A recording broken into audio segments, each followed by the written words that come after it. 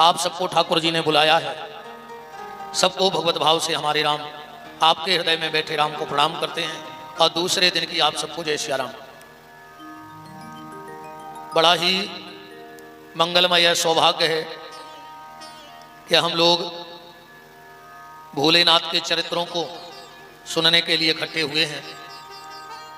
पर आप सबसे दास का निवेदन यही है, जितना अधिक से अधिक हो सके इस मानव जीवन में भगवान का नाम ले लेना। साचे श्री राधा रमण झूठो है संसार, और बाजीगर को खेल है मिटत न लागत बार। नाम धन अगर हमारे पास है तो समझना कि भगवान की बहुत बड़ी कृपा है हमारे ऊपर। इसलिए नाम लेते रहो, जितना अधिक से अधिक हो सके इस मानव जीवन में भगवान का नाम ले लेना चाहिए। आज की चर्चा को यहां से प्रारंभ करते हैं। स्टेशन पर एक महात्मा जी माला कर रहे थे। उसी समय एक गाड़ी रुकी। ब्रिटिश हुकूमत थी उस वक्त, अंग्रेजी शासन था। तो एक अंग्रेज निकला ट्रेन से, और जब स्टेशन के बाहर आया तो महात्मा तो बैठ के माला कर ही रहे थे। अंग्रेज ने कहा, बाबा जी ये क्या कर रहे हो, और ये तुम्हारे हाथ में क्या है, लकड़ी का गोल गोल, ये क्या काट के बना लिया इसको। महात्मा ने कहा, जानना चाहते हो कि ये क्या है? बोले हाँ। वो बंदूक टांगे तो महात्मा ने कहा, तुम्हारे कंधे पे ये क्या है? अंग्रेज ने तपाक से कहा, ये हथियार है। महात्मा ने कहा, तो ये मेरा हथियार है। ये माला क्या है साधु की? हथियार। कबीर दास जी ने एक साखी में कहा भी है, माला मन से लड़ परी तुमका छाड़त मोय, अब बिना शस्त्र के सूरमा लड़त न देखो कोई। ये वैष्णव का हथियार है माला। काम, क्रोध, लोभ, मोह, मत्सर, दंभ, अहंकार, पाखंड, ईर्षा, अगर इनसे लड़ना है तो हथियार तुलसी की माला जरूर होनी चाहिए। अंग्रेज ने कहा, ये तुम्हें किसने दी माला? तो महात्मा ने कहा, तुम्हें बंदूक किसने दी? अंग्रेज बोला कि हमें सरकार ने दी है। महात्मा हंस के बोले, अगर तुम्हें तुम्हारा हथियार सरकार ने दिया है तो हमें माला सांवरे सरकार ने दी है। ये हमें अपनी माला सांवरे सरकार ने दी है। अंग्रेज ने कहा, तुम्हारा हथियार क्या कर सकता है? ये तुम्हारा हथियार क्या कर सकता है? तो महात्मा ने फिर जवाब दिया, तुम्हारा हथियार क्या कर सकता है? अंग्रेज बोला, देखना है हमारा हथियार क्या कर सकता है। उसने कंधे से निकाली बंदूक, पेड़ पर बैठी थी चिड़िया, चढ़ाया घोड़ा, निशाना साध के मारा, चिड़िया नीचे गिर गई। बोले, देख लो हमारा हथियार ये कर सकता है। अब बताओ तुम्हारी माला क्या कर सकती है, तुम्हारा हथियार क्या कर सकता है? महात्मा उठे, अपने राम का किया दर्शन, माथे से लगाई माला और जोश मरी हुई चिड़िया पे रखी। चिड़िया फर्र से उड़ गई। बोले, हमारा हथियार ये कर सकता है। अगर तुम्हारी बंदूक मार सकती है तो माला जिला सकती है। भगवान का नाम तुम्हें जीवन दे सकता है, तुम्हें नई राह दे सकता है। पर विश्वास के साथ, श्रद्धा के साथ अगर भगवत नाम में हमारी रुचि हो जाए, और शास्त्र तो यहां तक कहता है कि जिसकी 4 चीजों में श्रद्धा नहीं है वो कभी गोविंद को पा नहीं सकता है। अगर इन 4 चीजों से आप प्रेम करते हो तो निश्चित गोविंद आपसे प्रेम करेगा, परमात्मा आपसे प्रेम करेगा। 4 चीजें कौन? सबसे पहले गैया। अगर गौ माता में आपकी श्रद्धा है तो ठाकुर जी आपसे प्रेम करेंगे। एकादशी के व्रत में जिनकी श्रद्धा है भगवान उनसे प्रेम करने लगते हैं। वृंदा महारानी की सेवा, तुलसी की सेवा, अगर आप तुलसी की सेवा करते हो तो भगवान आपसे प्रेम करेंगे। और नाम संकीर्तन में, नाम जप में अगर आपकी श्रद्धा है तो भगवान आपसे प्रेम करेंगे। फिर आपको भगवान से प्रेम करने की आवश्यकता नहीं है, भगवान आपसे प्रेम करेंगे अगर इन 4 चीजों में आपका भाव जुड़ गया तो। गौ माता, एकादशी का व्रत, तुलसी की सेवा और नाम गान में रुचि, भगवान के नाम में रुचि। तो यह भगवान का नाम मुर्दे को भी जगा देता है। और गोस्वामी जी कह रहे हैं कि जो नाम नहीं ले रहा है वो जीते जी भी मुर्दे के समान है। अगर भगवान का नाम तुम्हारी जिह्वा से नहीं निकलता तो तुम जीते जी भी मुर्दा हो। जिन हरि भगत हृदय नहीं आनी तो जीवत सौ समान ते ही प्राणी। तो बिना नाम के जीवन कैसा। जब हनुमान जी रावण के दरबार में पहुंचे, रावण हनुमान जी को अपना वैभव दिखा रहा था। हमारा सोने का महल देखो, हमारा परिवार देखो, हमारी पहुंच पकड़ देखो। हनुमान जी देख ही नहीं रहे थे। रावण को गुस्सा आ गई और गुस्से में कहता है, क्यों रे बानर, मैं तुझे अपना वैभव दिखा रहा हूं और तू देख नहीं रहा है। हनुमान जी ने बड़ा प्यारा जवाब दिया। कहा, रावण, जो तेरे घर में है वो मैं देखता नहीं हूं और जो मैं देखता हूं वो तेरे घर में है नहीं। रावण ने कहा, मेरे घर में किस बात की कमी है, किस चीज की कमी है हमारे घर में। हनुमान जी बोले, रावण तुम विद्वान हो, तुम खुद बताना कि तुम्हारे घर में किस चीज की कमी है। रावण ने कहा, पूछो।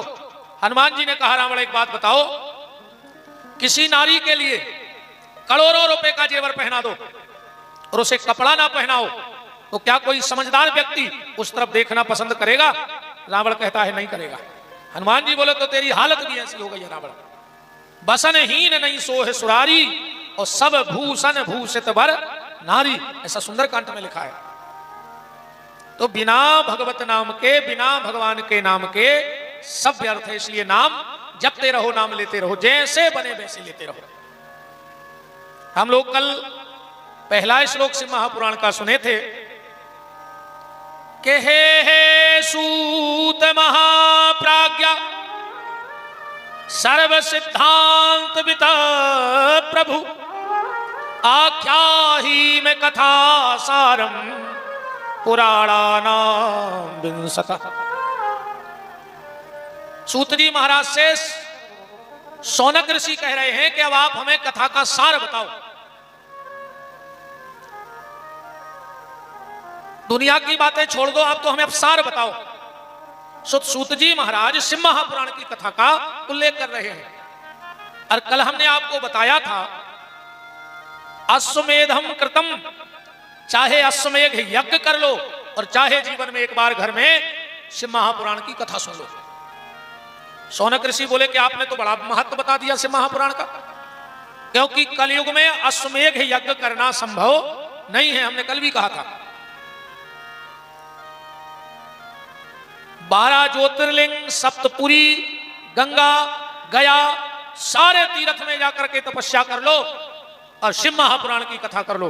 बराबरी का पुण्य बताया गया है शिव महापुराण में। तो सूत जी महाराज से शौनक ऋषि कह रहे हैं, आपने इस ग्रंथ का इतना बड़ा महत्व बताया है, इतना बड़ा महत्व बताया है, तो अब कृपा करके ये बताओ कि इस ग्रंथ को पहले किसी ने सुना, कोई इतिहास है। सूत जी महाराज कहते, बिल्कुल है। आसीत किरात नगरे ब्राह्मणो ज्ञान दुर्बल दरिद्रो रस विक्रेता देव धर्म परांग मुख। किरात नगर में एक देवराज नाम का ब्राह्मण रहता था। खाली जाति का ब्राह्मण था, कर्म एक भी ब्राह्मण वाला नहीं था उसके भीतर। रस विक्रेता, शराब बेचता था, शराब पीता था, जुआ खेलता था, अभक्ष का भक्षण करता था, जो नहीं खाना चाहिए वो भी खा लेता था। देखो, हाथी भूखे मर जाएगा पर मांस नहीं खाएगा, और शेर भूखे मर जाएगा पर रोटी नहीं खाएगा, ये खा लेगा। हर जीव का अपना धर्म है भोजन का, पर मनुष्य का कोई धर्म नहीं है। जो सामने आ जाए वो तैयार है खाने के लिए, जो सामने आ जाए वो तैयार है, कोई दिक्कत नहीं उसके लिए। अच्छा एक बात बताओ, जो मांस खाने वाले लोग होते हैं उनके भीतर घिनाद तो रहता ही नहीं है। माछी आछी तो ऐसे खा लेते होंगे बीन के। जैसे अपन भोजन करें और उसमें माछी गिर जाए तो फिर भोजन करने की इच्छा नहीं होती, पर जो मांस खाते हैं उनके घर में मच्छर नहीं रहता होगा, इस बात से वो बड़े सुखी रहते होंगे। जहां मिला पकड़ के खा लिया।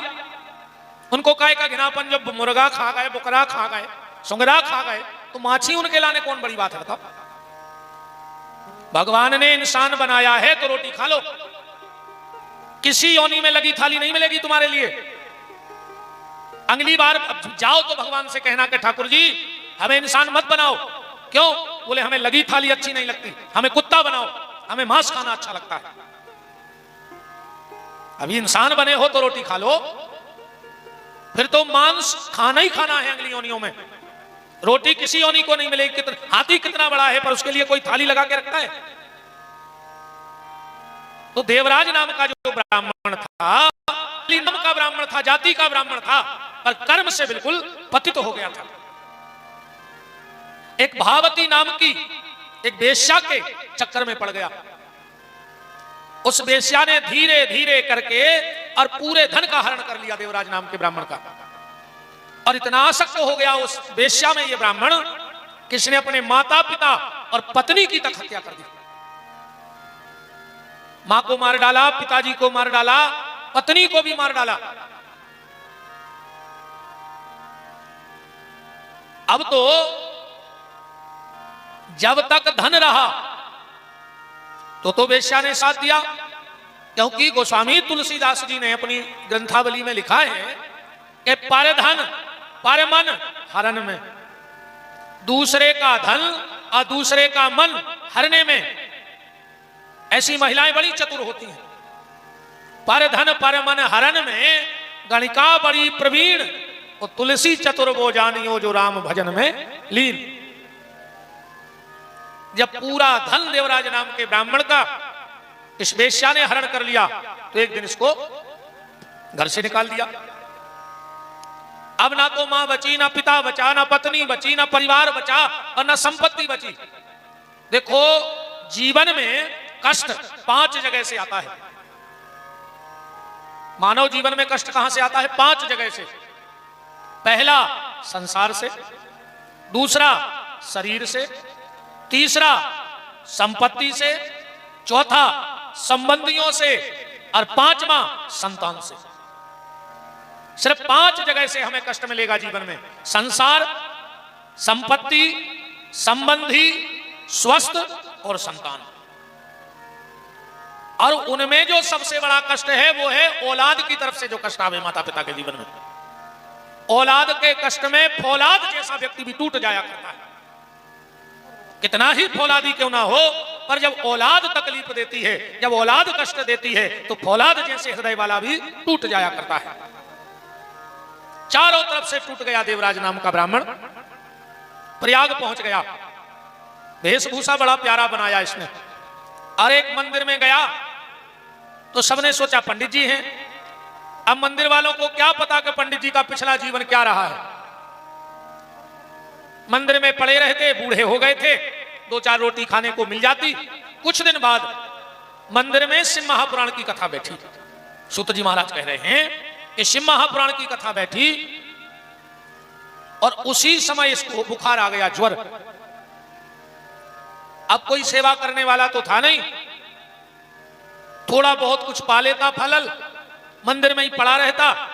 अभी को मन काहे को कथा में लगे? कथा में सबको मन नहीं लगे। एक बात बताना, किसी महिला की नाक कट गई हो, इतनी एक्सीडेंट में इतनी नाक कट जाए, अब उसको तुम कितनी बड़ी ज्वेलरी की दुकान में ले जाओ, ओके का काम की बताओ। चाहे राजस्थान का सोना हो, चाहे जयपुरी हार हो, कितनी महंगे सोने की दुकान में ले जाओ, पर जिसकी नाक कट गई उसके लिए सोना किस काम का? जैसे नकदी के लिए सोने की दुकान किसी काम की नहीं है, ऐसे ही कपटी के लिए भगवान की कथा भी किसी काम की नहीं है। उसका मन नहीं लगेगा कपटी का। कपटी आदमी कथा सुना ही नहीं सका, कथा में बैठा ही नहीं सका। तुम जबरदस्ती लेवा ही ले आओ सो तुम्हें बैठा के भाग जाए, चाहे फिर वो तुम्हें लेवा भी आ जाए शाम को गाड़ी से। हाँ, तुम कितना खेच तान के लेवा ले आइयो कि चलो 2 मिनट को चलो, तुम्हें तो छोड़ जाए, वो नहीं बैठ सका। जैसे नकदी के लिए सोना किसी काम का नहीं है, ऐसे भीतर के कपटी के लिए सत्संग भी किसी काम का नहीं है, वो बैठ नहीं सकता कथा में। कथा में बैठना सबके बस की बात थोड़ी है। पर जो कथा में नहीं बैठत, कीर्तन में नहीं बैठत, मंदिर में नहीं बैठत, भगवान कहते थे नहीं बैठो, अब हम तुम्हें अस्पताल में बैठा रहे हैं हफ्ता को, सोते तो बैठो। जो भजन को टाइम नहीं निकालते, कथा को टाइम नहीं निकालते, कीर्तन को, अपन को चलो कथा है, हमें यार टाइम ही नहीं आवे, अब टाइम ही नहीं आ, अबे हमें टाइम ही नहीं आ। वो तो जो अच्छो है कि मौत बता के नहीं आऊ कि हम कल आ रहे हैं, ना आदमी कह दे कि कल ले जो आ रहे, हमें टेम ही नहीं है। वो तो अचानक मौत आ जाते तो आदमी को समझने को मौका नहीं मिले। जिनको कथा को टाइम नहीं मिलता, कीर्तन को टाइम नहीं मिलता, भजन को टाइम नहीं मिलता, जो बहुत ज्यादा व्यस्त रहते हैं संसार में, भगवान कहते हैं रुक जाओ बेटा, ये बार तुम्हारी गलती हो ही गई कि तुम्हें आदमी बना दो, अगली बार हम तुम्हें ऐसो बना के पहुंचे हैं कि तुम्हें काम ही नहीं रहे टाइम। अगली बार भगवान कहते हैं हम ऐसो बना के भेजे हैं कि तुम्हें काम ही नहीं रहे। बताए अगले जन्म में का बन हो? कुत्ता। बताओ कुत्तों हो का काम है कछु काम? 1% को काम नहीं है कुत्तों को पूरी जिंदगी में। ये पूरे बेईमान जो उनको भजन को टाइम नहीं रहते, तो सत्संग में टाइम नहीं रहते। तो अच्छा, अक्सर एक बात और देखियो, कोनो गांव चले जाइयो, कोनो शहर चले जाइयो, सबसे ज्यादा कुत्ता मिले हैं मंदिरों के थे, सबसे ज्यादा कुत्ता मंदिरों के मिले थे। काहे उनको याद रहते कि पिछली बार हमें तो आए नहीं थे, सो जागत भाई है ऐसे अब ये बार तो जाए। अच्छा, ये बार मंदिर जे हो तो पुजारी जी प्रसाद दें, मंदिर तो जाने पड़े। अगले जन्म में कुत्ता बन के जाओ तो पुजारी जी लठ दें।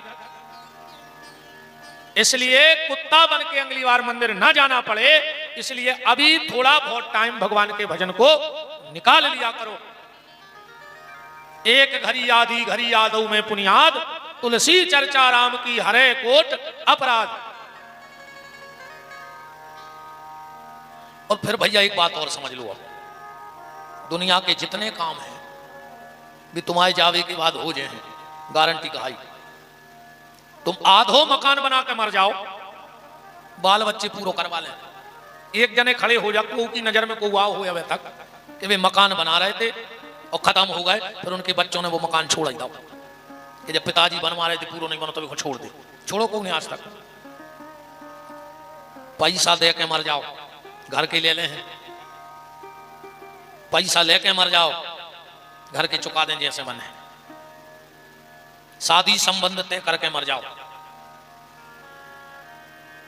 घर के पूरा कर ले, जरूर रखें भी थोड़ी से कि होली हो जाए, रंग डल जाए। सुनो, बाप से मतलब नहीं है कि वो मर गए, वो तो दुनिया का के बताओ 1 महीना भाव इनके शादी होने लगी, समाज के डर से भी रुक जाए। संसार के जितने काम हैं वो तुम्हारे जाने के बाद हो जाएंगे। दुनिया का बस एक काम ऐसा है जो तुम्हारे जाने के बाद कोई नहीं करेगा, और वो है भगवान का भजन। अपने हिस्से का भजन कर लो, जो हो रहा है उसे होने दो, ज्यादा चेचे मैंने पढ़ो। अब फिर कितना कमा ले, आखिरी में तो ये कई शब्द भूलो जाने हैं, राम नाम सत्य है। बहुत बड़े बड़े आदमों के मरबे में गए हुए अपन हो रहे, आज तक सुनी कि 600 एकड़ जमीन सत्य है, सुनी आज तक?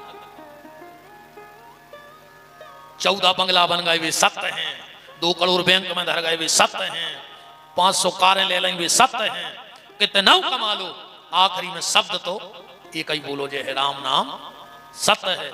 इसलिए जीवन में समय निकालो भगवान के भजन के लिए। अपने जीते जी कुछ ऐसा करके जाना, अपने जीते जी कुछ ऐसा करके जाना कि तुम्हारे मरने के बाद तुम्हारे बच्चों को तुम्हारी आत्म शांति का उपाय न करना पड़े। तुम स्वयं कुछ ऐसा करके जाओ कि तुम्हारे बच्चे तुम्हारी आत्म शांति के लिए पूजा पाठ न करवाएं घर में, वो तुम स्वयं करो, क्योंकि दूसरे के द्वारा की गई प्रार्थनाएं मरने के बाद तुम्हारे काम में नहीं आएंगे। जो तुम स्वयं करके जाओगे वो तुम्हारे काम में आएगा, जो दूसरे करेंगे वो उन्हीं के काम में आएगा। नाम भले तुम्हारा रहेगा पर स्वयं कुछ ऐसा करके जाओ। तो ये देवराज नाम का ब्राह्मण, इसका मन तो नहीं था कथा में, पर मजबूर था, बीमार पड़ गया, वहीं मंदिर में पड़ा रहता, कथा सुनता रहा 9 दिन। और जैसे ही कथा की पूर्णाहुति हुई और इसके प्राण निकल गए। यम के दूतों ने कहा जाओ पृथ्वी पे महापापी महापातकी ब्राह्मण देवराज ने प्राण त्यागे हैं, उसको खींच करके लाओ। यम के दूत आए, उसको पास में बांधकर खींच ही रहे थे, इतने में भगवान भोलेनाथ के गण प्रकट हो गए। इसे कहां ले जा रहे हो? बोले ये नरक जाएगा, इसने पाप किए हैं। शिवगणों ने कहा नहीं, ये नरक नहीं जाएगा, इसने 9 दिन तक भगवान शिव की कथा सुनी है, ये शिव के दर्शन करेगा। यम के दूत बोले इसने मन से थोड़ी सुनी है, ये तो बिना मन के पड़ा रहा। शिवगण बोले एक बात बताओ, आदमी जहर चाहे मन से पी ले चाहे बिना मन के पिए, मरेगा कि नहीं मरेगा? आग चाहे मन से छुओ चाहे बिना मन से, जलेगा कि नहीं जलेगा? ऐसे ही भगवान का नाम है, चाहे मन से लो चाहे बिना मन से लो, पर आदमी तर जाएगा, ये गारंटी की बात। यही तो परमात्मा की कृपा है कि बिना मन से भी अगर कोई कथा सुन ले तो उसका भी उद्धार हो जाएगा। सूत जी महाराज कहते हैं कि देवराज नाम के ब्राह्मण ने बिना मन से भगवान की कथा सुनी तो वो शिव के धाम को चला गया, और जो श्रद्धा और भाव से भगवान शिव की कथा सुन ले उसका तो जीवन में आनंद ही आनंद हो जाएगा। सोनक ऋषि बोले कोई और प्रमाण है? बोले हाँ, एक प्रमाण और है। दूसरा कौन सा प्रमाण है? बोले बिंदुक नाम का ब्राह्मण था, ध्यान से सुनना। यहां तो अकेला देवराज बेकार था, बिंदुक का तो पूरा गांव ही बेकार था, पूरा गांव बेकार था। जिसकी शादी हो गई बिंदुक नाम के ब्राह्मण की पत्नी का नाम था चंचुला। सुतजी महाराज कह रहे हैं कि चंचुला बड़े अच्छे परिवार से आई थी, बड़े संस्कारवान परिवार से आई थी, उसके परिवार में खूब पूजा पाठ होता था। पर जब बिंदुक नाम के ब्राह्मण के घर में आई, ये तो महापापी था, और अकेला वो पापी नहीं था, पूरा गांव पापी था। उस गांव में कोई भी स्त्री किसी पुरुष के पास चली जाए, कोई भी पुरुष किसी स्त्री के पास चला जाए, वहां किसी को कोई दिक्कत नहीं थी। मांस मदिरा वहां आम बात थी, व्यभिचार वहां आम बात थी। चंचुला आई तो चंचुला को वो माहौल बड़ा बेकार लगा, क्योंकि बहुत अच्छे परिवार से आई थी वो। एक बिंदुक नाम का ब्राह्मण एक वेश्या के यहां जाता था। चंचुला ने कहा नाथ आप उस वेश्या को छोड़ दो, अब आपकी शादी हो गई। इसने कहा हम उसे नहीं छोड़ सकते। तो चंचुला ने कहा नाथ अगर तुम्हें उस वेश्या के साथ ही रहना था तो हमारा जीवन बर्बाद क्यों किया, हमसे शादी ना करते। अब आप महीनों घर नहीं आते तो ना तो हमें आपकी सेवा का सौभाग्य मिलता है। तो दोनों में बड़ा विवाद होने लगा। और एक बात बहुत ध्यान से समझना, जो अच्छे पति पत्नी नहीं बन सकते वो कभी अच्छे माँ बाप नहीं बन सकते। अगर अच्छे माँ बाप बनना है तो आपको अच्छे पति पत्नी बनना पड़ेगा पहले, क्योंकि आज के जो माँ बाप हैं वो कल के पति पत्नी हैं, और जो आज के पति पत्नी हैं वो कल के माँ बाप बनेंगे। जब माँ बाप में झगड़ा होगा तो आप बच्चों को क्या संस्कार दोगे बताओ। और आज वर्तमान समय में पैसा कमाना कोई बड़ी बात नहीं है। पैसा तो डलो है, तुम जितना इकट्ठो कर पाओ सो कर लो। पैसा पुरो है, वे तो कर्म भागी बैठे बैठे रो रहा है कि चाल ही नहीं चल रहा। कमावे खड़े तो हो जाओ। पैसा कमाना कोई बड़ी बात नहीं आज के समय में। नाम कमाना कोई बड़ी बात नहीं आज के समय में। सोशल मीडिया इतनी एक्टिव है कि 2 मिनट में पूरी दुनिया जानने लगा। अब भाई हफ्ता 15 दिन पहले वो बाबा को जानत तो 300-400 मार गए, पूरा विश्व जानने लगो 2 मिनट में। बताओ, एक पहला पन्ने सुनी थी कम कुछ इतने बड़े बाबा जी हैं, अब सब जान रहे।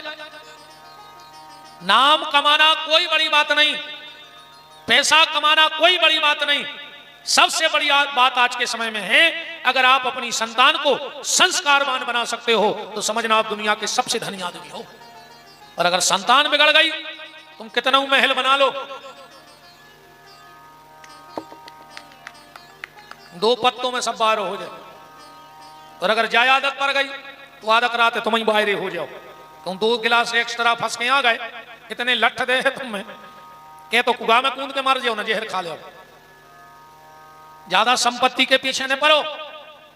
जो ज्यादा संपत्ति इकट्ठी करत है, गड़ा गड़ा धरत है, ये पता है अगले जन्म में को बनत, ये बनत है सुंगरा। अक्सर करके देखियो, तुम ने देखो तो अब देखियो, सुंगरा कमऊ तुम्हें खड़ो नहीं मिल, जहां खड़ो हुई उतनी जमीन खोदत है। कासू खबर रहता कि हमने कहूं गड़ा दाओ तो यार मिल है नहीं रहो, सो पूरी जिंदगी अपनी जा जाता ढूंढत फिर जमीन में खोद खोद कर। इससे ज्यादा धन के पीछे ने पकड़ आओ। संतान को अच्छी गली रखा देना, तुम्हारा जीवन सफल हो गया। औलाद भर अच्छी गली चली जाए तो समझ लियो तुम्हारा मनुष्यन सफल होगा। पर आजकल तो घर ही नहीं बन रही पति पत्नी में। 10 मिनट को बैठा दे लड़ पर, 10 मिनट इकट्ठे बैठा दो, उनमें लड़ाई हो जाए। और लड़ाई कितनी, आप हमें आवे तक समझे ने, घरवाली के थे तुम हमें अबे तक समझे ने, और घर वालों के तुम हमें समझ नहीं पाए, और दो ही लड़ बैठा थे। आप बताओ जब तुम एक दूसरे को नहीं समझो तो को समझे। अच्छा मम्मी पापा लड़े और बच्चा दूसरे कमरा में ताली बजा भी गए, बिना टिकट को खेल चालू होगा, देखो मजा जब तक देख सको, है ना। पति और पत्नी को कैसे होना चाहिए, पति और पत्नी को एक को सूर्य होना चाहिए और एक को चंद्रमा होना चाहिए। मतलब अगर कभी पति क्रोध में आ जाए, सूर्य की तरह गर्म हो जाए, तो पत्नी को चंद्रमा बन जाना चाहिए। और कभी अगर पत्नी सूर्य बन जाए, क्रोध में आ जाए, तो पति को चंद्रमा बन जाना चाहिए। उस गृहस्थी की गाड़ी कभी गड़बड़ नहीं हो सकती जिस घर में पति पत्नी सूर्य और चंद्रमा की तरह रहते हो। और आजकल हालत जा है, बोले तू चंद्रमुखी मैं सूर्यमुखी, तू चंद्रमुखी मैं सूर्यमुखी, तू मुझसे दुखी मैं तुझसे दुखी, है ना। तू चंद्रमुखी मैं सूर्यमुखी, तू मुझसे दुखी मैं तुझसे दुखी, चलो दो जने छत से कूद जाइए, हम भी सुखी और तुम भी सुखी। वृंदावन बिहारी लाल की जय। देखो भैया, गृहस्थी की गाड़ी जब दोनों पहिए ठीक होंगे तब आगे बढ़ेगी। संत श्री मलूकदास जी कह रहे हैं कि वैष्णव संत अवैष्णव नारी, तो ऊंट बैल की बनी सवारी। एक गाड़ी में ऊंट लगा दे, एक में लगा दे बेलवा, एक तरफ कहां जे है वह गृहस्थी की गाड़ी बताओ। तो पति पत्नी को एक को गर्म एक को ठंडा होना चाहिए। गृहस्थी की गाड़ी गड़बड़ हो ही नहीं सकता। एक पति पत्नी में झगड़ा होगा बहुत भयंकर, बहुत बातें चीते भाई दो जनों में। पत्नी सूर्यमुखी बन गई, पति ने समझ लो कि गड़बड़ हो गई बात है, हमने कछु ज्यादा ही डांट दो, अब स्थिति गड़बड़। पत्नी अंदर गई, अलमारी खोली और कपड़ा निकाल के सूटकेस जमान लगी। पति ने देखो कि बात तो ज्यादा बिगड़ गई, अब नहीं रुक रही। अब अगर कछु और कह रहे और ज्यादा झगड़ा हुई है, तो पति चुपचाप गया और अपनी अलमारी खोल के अपने सूटकेस में कपड़ा जमान लगो। घरवाली ने देखी कि जी क्या कर रहे, कह लगी तुम क्या कर रहे। पति बोलो तुम क्या कर रहे, बोले हम मायके जा रहे, पति बोलो हम ससुराले जा रहे। बच्चा भी लगे हैं 2-3 दिन से कि पापा चलो मामा का, हम सोच रहे तुम जा ही नहीं, हम भी संगे चल रहे। इतनी कही, पत्नी को हंसी आ गई और बोली यही अदा तो तुम्हारी मेरी जान ले लेती है। झगड़ा खत्म होगा, है ना। हो गया झगड़ा खत्म के नहीं। बात ये चल रही है कि जब पति पत्नी में प्रेम होगा तो बच्चों को संस्कार वो दे सकते हैं। और वर्तमान समय में आप अपने बच्चों को बुरी नजर से तो बचाना, तभी जिंगे पैरइयो गड़ा भभू दवाइयो, बुरी नजर से तो बचाना, पर निवेदन यह है कि बुरी संगत से जरूर बचाना, क्योंकि आज हम बुरी नजर से तो बच्चों को बचा रहे हैं पर बुरी संगत से नहीं बचा रहे हैं। तुम्हारे संस्कार अच्छे हैं पर बुरी संगत में अगर तुम्हारी औलाद पड़ गई तो वो गलत रास्ते चली जाएगी। इसलिए कोशिश करो कि बच्चों को बुरी नजर से बचाओ पर बुरी संगत से भी बचाओ। अगर तुम अपने बच्चों को बचपन में कार नहीं दोगे, घंटे 2 घंटे रोएगा फिर चुप हो जाएगा।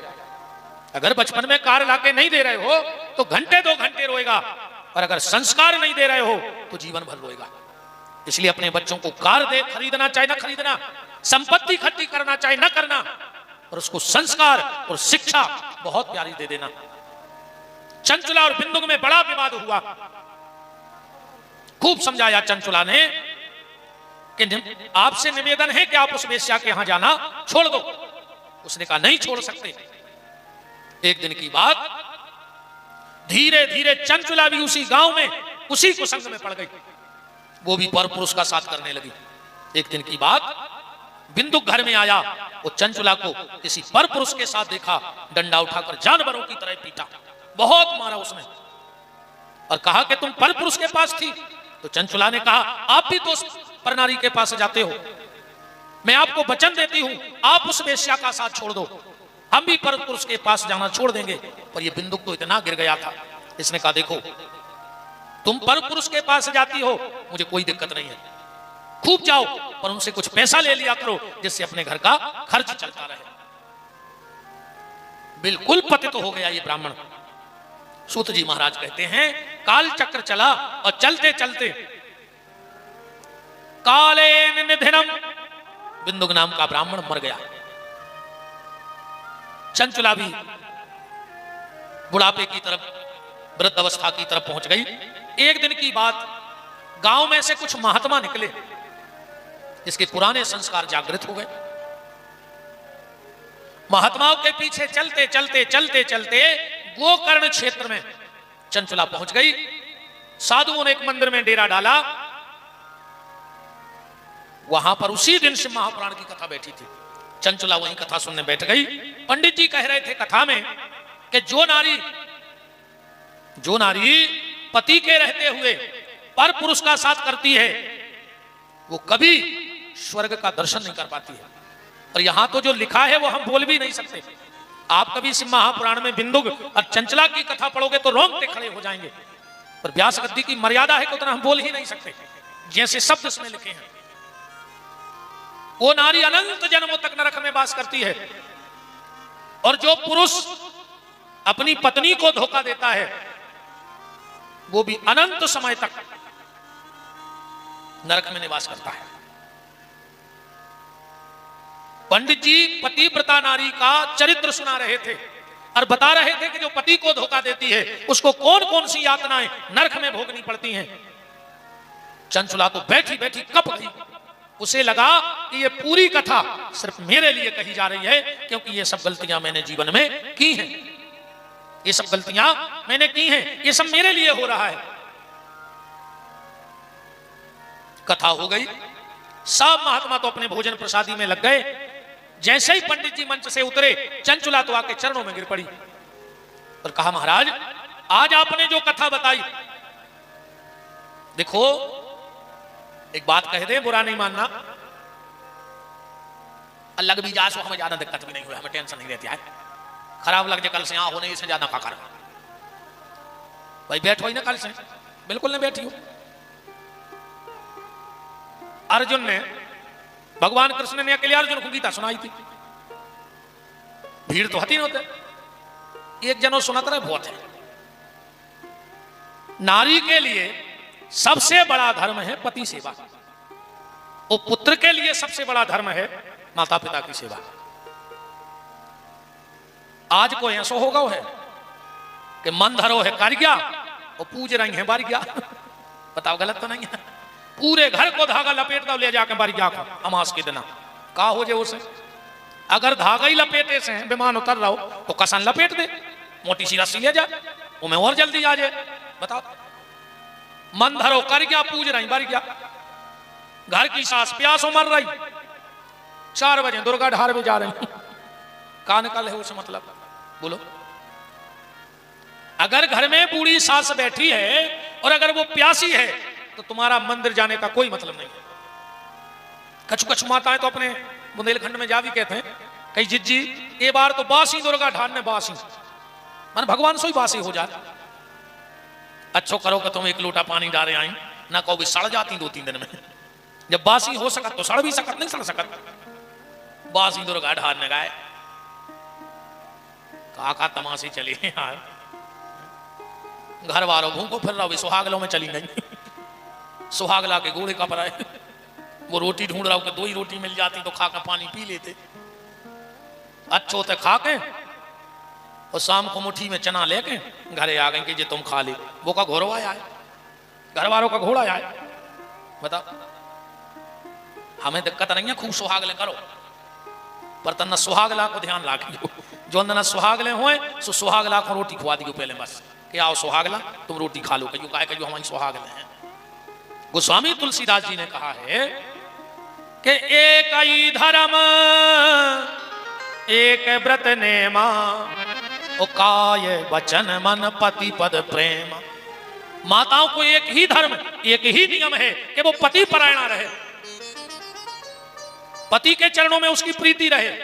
और शास्त्र तो यहां तक कहता है, और इसी से महापुराण का लेख है कि जिस लड़के ने जीवन में एक बार अपने माता पिता के चरण धो करके चरणामृत ले लिया है, उसको किसी तीर्थ के जल पीने की आवश्यकता शेष नहीं बची है। उसके सारे तीर्थ हो गए। जिसने माँ बाप के चरण धो के एक बार चरणामृत ले लिया, आज जिस पत्नी ने एक बार पति के चरण धो के चरणामृत ले लिया, उसके भी सारे तीर्थ हो गए। पर काहे को लगे, जब तो हम बहुत बड़ी बात कह रहे हैं चरण धोवे की, भी पांव नहीं पड़ो चाहत, पांव नहीं पड़ा तबे तुमने तो हाथ उठा देते जने तो बैठे को परत रोज घरे पांव उठा दे का जने हाथ पे हमारे घरे परत वो तो जाका और वो करवा चौथ से चल गया।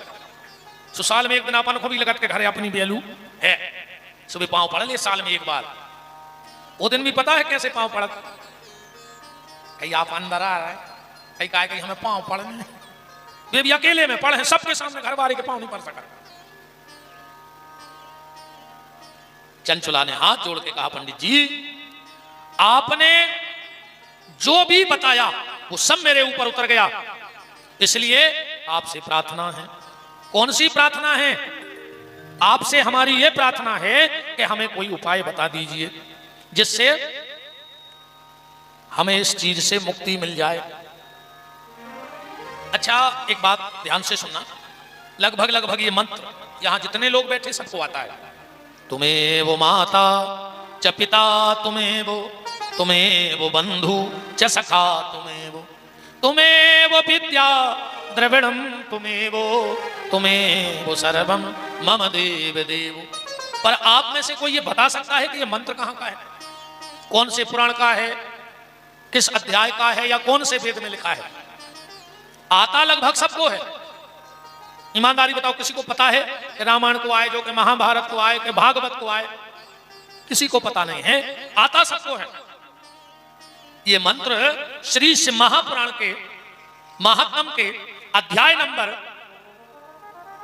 3 के श्लोक नंबर 56वां है। ये किसने किससे कहा? ये चंचुला ने पंडित जी से हाथ जोड़ के कहा कि पंडित जी अब तो सब तुम ही मेरे लिए हो, तुम ही माता, तुम ही पिता, तुम ही सब कुछ हो, पर मुझे इस पाप से मुक्त करा दो। अनजाने में मुझसे हो गया ये पाप। जब चंचुला की ऐसी दीन दशा देखी, पंडित जी ने कहा माता चिंता मत करो, भगवान भोलेनाथ से प्रार्थना करो कि बाबा कृपा कर दो, बाबा कृपा कर दो, झोली मेरी भर दो, तेरी दया का हम सदा गुणगान करेंगे, तेरा ध्यान धरेंगे, तेरा। बाबा कृपा कर दो, झोली मेरी भर दो, तेरी कृपा का हम सदा गुणगान करेंगे, तेरा ध्यान धरेंगे। बाबा कृपा कर दो, झोली मेरी भर दो, तेरी दया का हम सदा गुणगान करेंगे, तेरा ध्यान धरेंगे। बाबा कृपा कर दो, झोली मेरी भर दो, तेरी कृपा का हम सदा गुणगान करेंगे, तेरा ध्यान धरेंगे। कोशिश करो तना, अगर शरीर हल डुल जाए, अगर प्राण होए तो करो कोशिश। बाबा कृपा कर दो, झोली मेरी भर दो, तेरी दया का हम सदा गुणगान करेंगे, तेरा ध्यान धरेंगे। बाबा कृपा कर दो, झोली मेरी भर दो, तेरी कृपा का हम सदा गुणगान करेंगे, तेरा ध्यान धरेंगे।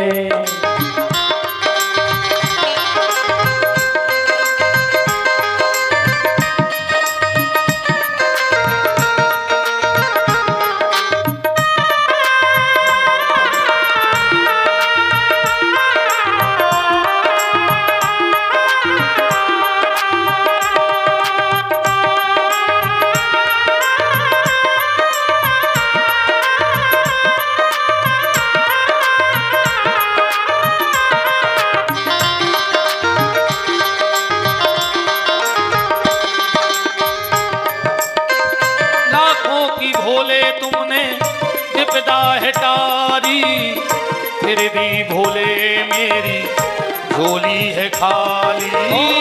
लाखों की भोले तुमने विपदा है टारी, फिर भी भोले मेरी झोली है खाली। लाखों की भोले तुमने विपदा है टाली, फिर भी भोले मेरी झोली है खाली।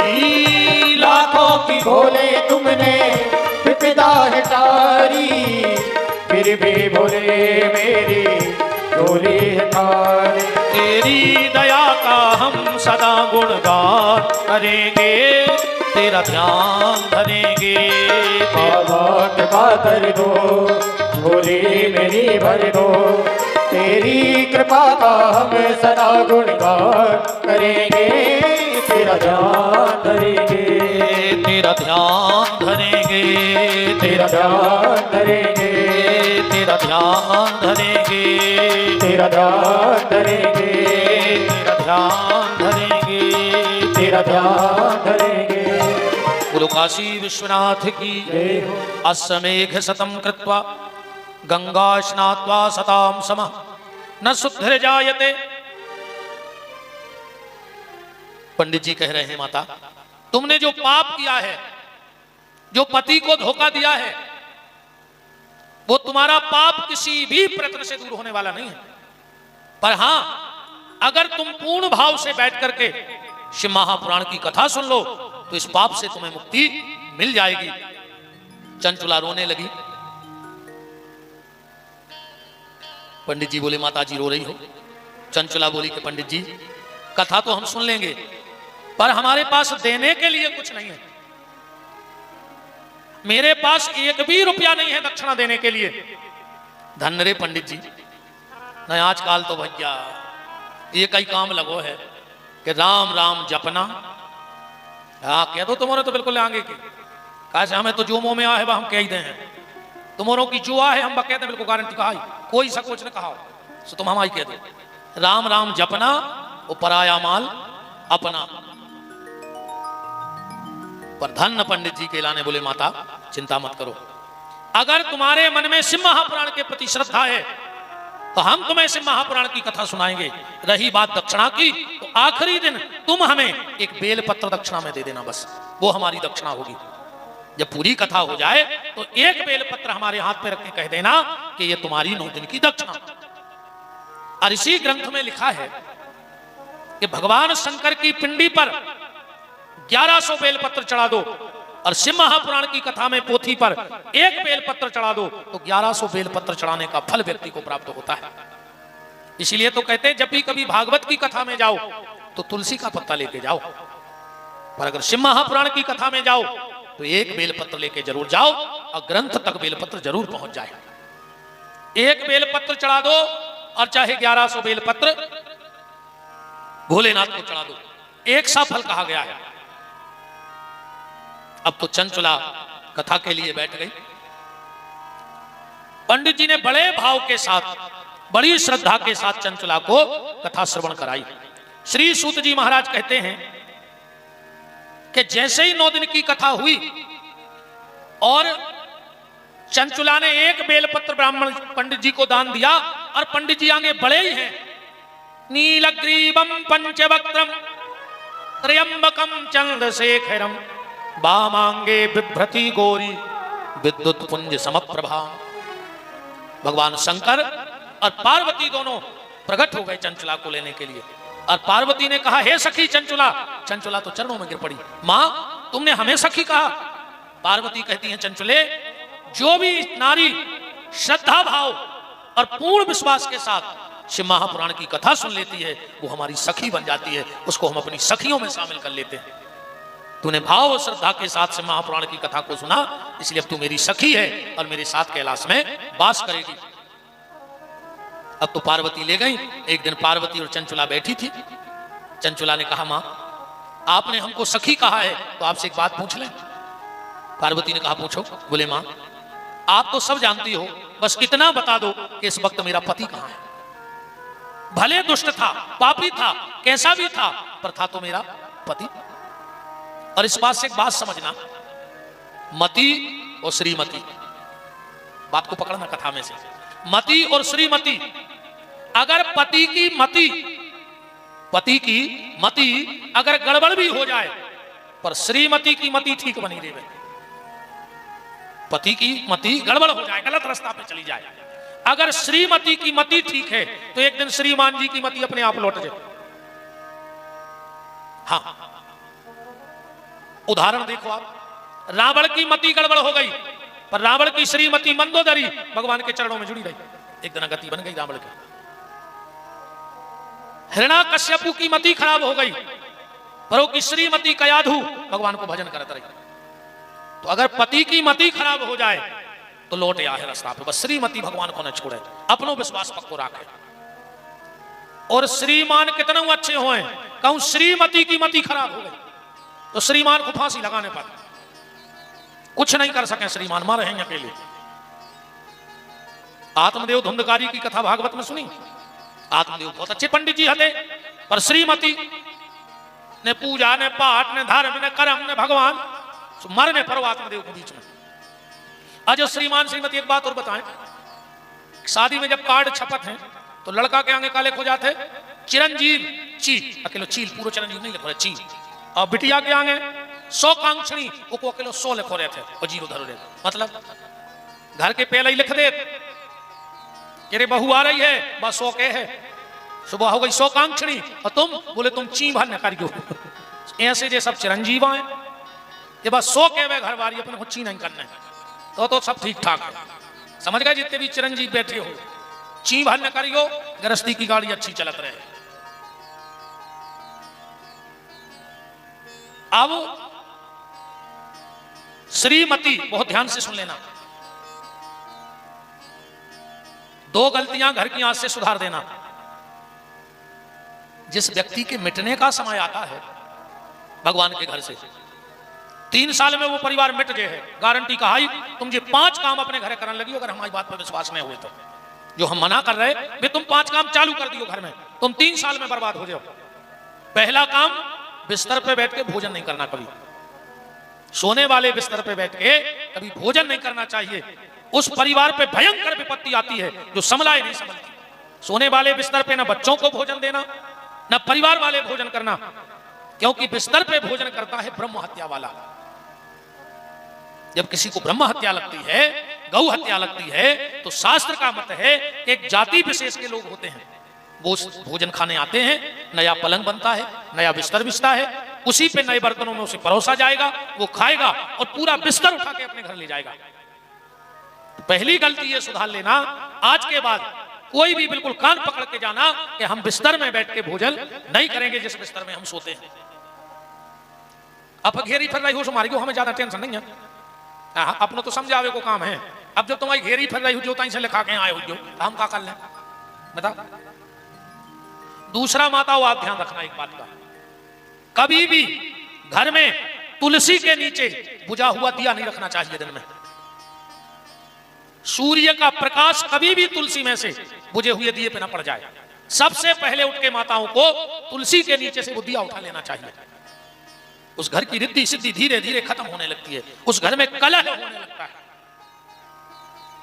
और एक बात और हमारी बड़ी मर्यादा में समझ लेना, हमारी सब बहनें हैं, माताएं हैं, बहुएं हैं, बेटियां हैं, पर कुछ बातें कहनी पड़ती हैं।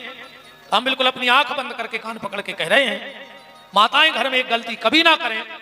जितने दिन मासिक धर्म रहे तो कोशिश करें कि आपके घर में जितनी जगह में तुलसी की छाया पड़ती हो उस अवस्था में उतनी जगह में ना जाएं, वरना उस घर का विनाश बहुत जल्दी हो जाता है।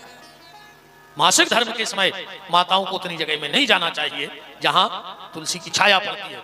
और आज भी कली काल में प्रभाव है, अगर कोई रजस्वला नारी उतने टाइम अगर तुलसी का स्पर्श कर ले तो तुलसी सूख जाती है, और घर में तुलसी का सूखना किसी बड़े संकट की सूचना है। घर की अगर तुलसी सूख गई, बार बार लगाने पे तुलसी सूख रही है, तो समझ लेना तुम्हारे घर में बहुत बड़ी समस्या आने वाली है। आज भी जो लोग इन चीजों को नहीं मानते उनके लिए ये बातें प्रमाण हैं। आज भी अगर पापड़ बन रहा हो और रजस्वला नारी वहां पहुंच जाए तो उस पापड़ का कलर लाल पड़ जाता है। आज भी कलयुग में यह प्रमाण है। इन चीजों का बड़ा प्रभाव है।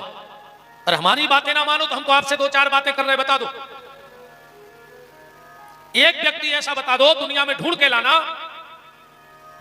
जिसके घर में जीना के नीचे हौदी बनी हो और उस घर में एक व्यक्ति परमानेंट बीमार ना हो। ढूंढ के ले आना दुनिया में से एक आदमी परमानेंट घर में दवाई पे चल है, जिसके घर में जीना के नीचे पानी स्टोर हो जाए। और विश्वास नहीं हो तो मिटा के देख लियो, जैसे जैसे उस जगह का पानी सूखेगा तुम्हारे घर की दवाइयां बंद होने लगेंगी। ये वास्तु शास्त्र का सबसे बड़ा दोष है। जिसके घर में सोने वाला पलंग अगर आईने में दिखता हो, खड़े हो जाओ। अगर उन पति पत्नी में झगड़ा ना होता हो तो हमारा चैलेंज है उनके लिए। हमारे सोने वाला पलंग कभी घर के आईने में नहीं दिखना चाहिए। कभी भी पलंग को ऐसा लगाओ कि आईने में ना दिखे। कभी भी सोने वाले कमरे में पितरों की फोटो मत लगाना भूल करके। उन पति पत्नी में कभी बन ही नहीं सकती है। जिस सोने वाले कक्ष में चाहे बच्चे सोते हो, चाहे बुजुर्ग सोते हो, चाहे युवा, पर सोने वाले कमरे में कभी भी अपने पितरों की फोटो नहीं लगानी चाहिए। ये सबसे बड़ा दोष है। अन्य मानो तो लगा के देख लियो भाई, ऊंची ने मानो तो ऐसी मान लियो, जब बीत जाए जब तो सदा रहो। कभी भी सोने वाले कमरे में कलश नहीं रखना चाहिए। कई लोग सोने वाले कमरे में शेल्फ पे उल्टे बर्तन करके हो दादी, कई घरों में देखे हमने। वो घर में अलग से समस्याएं आती हैं। कभी भी उल्टे बर्तन नहीं रखो चाहिए घर में। अगर शेल्फ पे भी रखे हो तो सीधे रखें, उनमें चाहे दो दो गेहूं के दाने डाल दो, दो दो गेहूं के दाने डाल दो, पर कभी भी उल्टा बर्तन घर में नहीं रखना चाहिए। और सोने वाले कमरे में तो विशेष नहीं रखना चाहिए। इन चीजों के बड़े प्रभाव हैं। हमने कई बार कथाओं में कहा है और चैलेंज से कहा है, दुनिया में एक व्यक्ति ढूंढ के लाओ जो दुर्गा जी के मंदिर के बगल में रहता हो और सुखी हो। पूरे संसार में चैलेंज है। माओ कर लो खबर अपने अपने जगह की। दुर्गा जी के मंदिर के बगल में रहने वाला 14 हाथ में कलश से 14 हाथ का गोला बना दो और उसके बीच में रहने वाला सुखी हो। किसी के गांव में तो उठ के खड़े हो जाओ कि हमारे गांव में उनका मंदिर दुर्गा जी के मंदिर से लगा है और वो सुखी हैं, तो बता दो हमारे लिए। इन चीजों का बड़ा प्रभाव है प्यारे। जिसके घर में बेदी खुदी होए, हाँ, जिसके घर में बेदी बनी हुई घर में, वो आदमी परेशान रहे। अगर 3 साल में वो बेदी को साकल नहीं मिल रहा हो तो वो घर की सुख शांति खान लगो परिवार की। अगर बन गई हो को कहते पुरानी बनी हो तो साल में चाहे एक बार सत्यनारायण की कथा कराइयो, पर वो बेदी के लाने भोजन दियो तो पूरा घर चाट के बतवाओ। इन चीजों का बड़ा प्रभाव है। तो चर्चा कहां चल रही थी है यार? मती और श्रीमती, इतने चर्चा चल रही थी। पत्नी भर भगवान को ना छोड़े तो श्रीमान की औकात है कहां जाए। एक ना एक दिन उसकी मती लौट फेर के ठिकाने पे आ जाएगी। चंचुला ने हाथ जोड़ के कहा, मां, मेरा पति कैसा भी था, गलत रास्ते पे चलता था, मुझसे प्रेम नहीं करता था, पर था तो मेरा पति। तो मां आप ये बताओ कि वो इस समय किस हालत में है। माता पार्वती ने कहा, चंचुला, इस वक्त तुम्हारा पति बिंद नाम के पहाड़ पर पिशाच बन गया है। जब हम प्रयाग से काशी को जाते हैं तो बीच में एक पहाड़ मिलता है जिसका नाम है बिंद पर्वत। माता, तो मेरे पति का उद्धार कैसे होगा?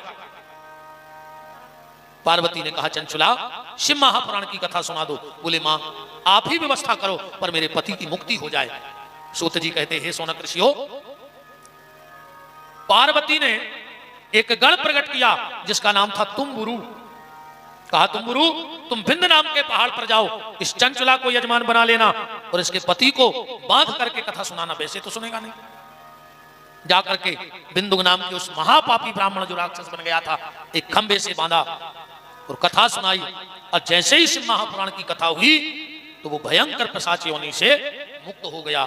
धन्यो भागवती वार्ता प्रेत पीड़ा विनाशनी। भगवान की कथा से प्रेत पीड़ा का भी विनाश हो जाता है। सूत जी महाराज कहते हैं, सोनक ऋषियों, ये 2 महत्व की कथाएं शिव महापुराण की हैं। सोनक ऋषि बोले, महाराज आपने तो इतनी प्यारी महिमा सुनाई है शिव महापुराण की।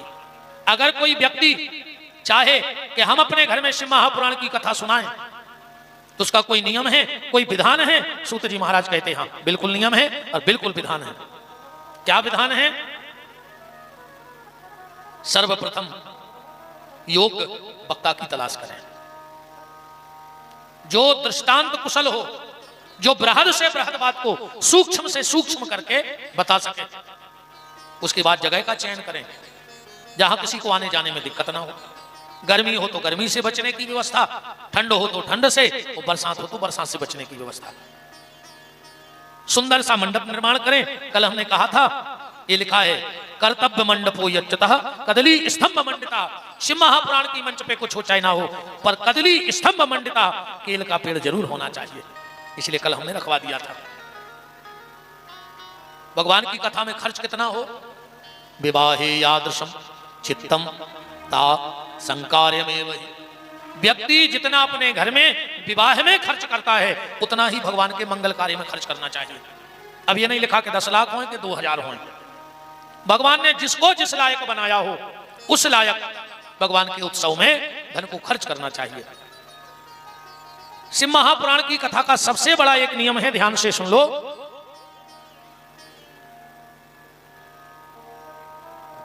शिव की पूजा में सब गलती चल जाएगी, बस एक गलती नहीं करना कभी जीवन में। चाहे आप शिव जी को जल चढ़ा रहे हो, शिव जी को बेलपत्र चढ़ा रहे हो, रुद्री बना रहे हो, शिव पूजन कर रहे हो, या शिव जी की कथा सुन रहे हो, या शिव चालीसा का पाठ कर रहे हो, तो कभी भी सिर पे पगड़ी बांध करके, तौलिया डाल करके, टोपी लगा करके शिव महापुराण की कथा को नहीं सुनना चाहिए। जो व्यक्ति सिर पे तौलिया, पगड़ी, टोपी लगा के शिव महापुराण की कथा सुनता है, उसकी संतान उसके कुल में कलंक लगाने वाली हो जाती है, वो गलत रास्ते पे चली जाती है और माँ बाप से दूर हो जाती है। श्लोक लिखा है, षोडशी मस्तके कायत शृणुवन्ति कथा नरा। जो भी शिव की कथा, शिव पूजन सिर पे कपड़ा डाल के करता है, उसकी संतान उसके कुल को कलंक लगाने वाली हो जाती है। इसलिए इस चीज का विशेष ध्यान रखना। जब शिव की कथा सुनो या शिव जी को जल चढ़ाओ या रुद्री बनाओ, तो सिर से तौलिया हटा लेना। अगर तुमसे कोई कहता भी है कि तौलिया डाल लो सिर पे, फिर पूजा हुई है शंकर जी की, आप जवाब दे देना कि शिव महापुराण के अध्याय नंबर 6 के श्लोक नंबर 43 में ऐसा लिखो है कि जो शिव की कथा, शिव पूजन सिर पे कपड़ा डाल के करेगा, उसकी संतान उसके कुल को कलंक लगाने वाली हो जाएगी। पर जो नियम तुम और को नहीं, सब बातें खोला चले। हाँ न, जा बात बहुत जल्दी दिमाग में बैठ जाए। तो पंडित जी कह रहे थे कि शिव मंदिर सिर पे कपड़ा डाल के नहीं जाओ जाए, सो कल से जल चढ़ा देगा, इसको ले तो फिर गांव के कहें अच्छी कथा भाई, है ना। माताओं को 4 जगह कभी खाली सिर नहीं जाना चाहिए, चाहे बिटिया मायके में क्यों ना हो। ध्यान से सुन लेना, 4 जगह कभी सुहागन नारी खाली सिर ना जाए, चाहे वो पिता के ही घर क्यों ना हो। सबसे पहले अगर किसी की हम मरग मौत हुई है और बिटिया मायके में भी बैठने जा रही है, तो सिर पे कपड़ा डाल के जाए, वरना उसके पति को जीवन में बड़ी परेशानी होगी। उसकी स्वास्थ्य की चिंता रहेगी पत्नी को जीवन भर। फिर इसलिए बेटी मायके में भी अगर बैठने जाए तो सिर पे कपड़ा डाल के जाए। दूसरा, जिसके यहाँ शोर सूतक हो, बाल गोपाल भय हो, अगर बिटिया उसके घर जा रही है मायके में भी, या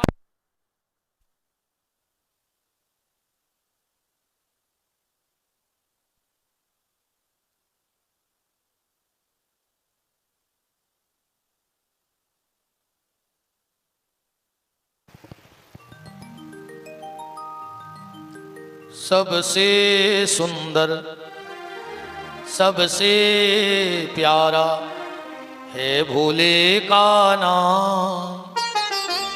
ऐसा कर्म करा दे रे बाबा, हो जाए बेड़ा पार, कभी तेरा द्वार न छूटे, भोले का नाम न छूटे, कभी तेरा द्वार न छूटे, भोले का नाम न छूटे, कभी तेरा द्वार न छूटे, कभी तेरा नाम न रूठे, कभी तेरा द्वार न छूटे, भोले का नाम न छूटे। सबसे सुंदर सबसे प्यारा है भोले का नाम, सबसे सुंदर सबसे प्यारा है भोले का नाम। ऐसा कर्म करा दे रे बाबा, हो जाए बेड़ा पार, कभी तेरा द्वार न छूटे, भोले का नाम न छूटे। कभी तेरा द्वार न छूटे, भोले का नाम न छूटे।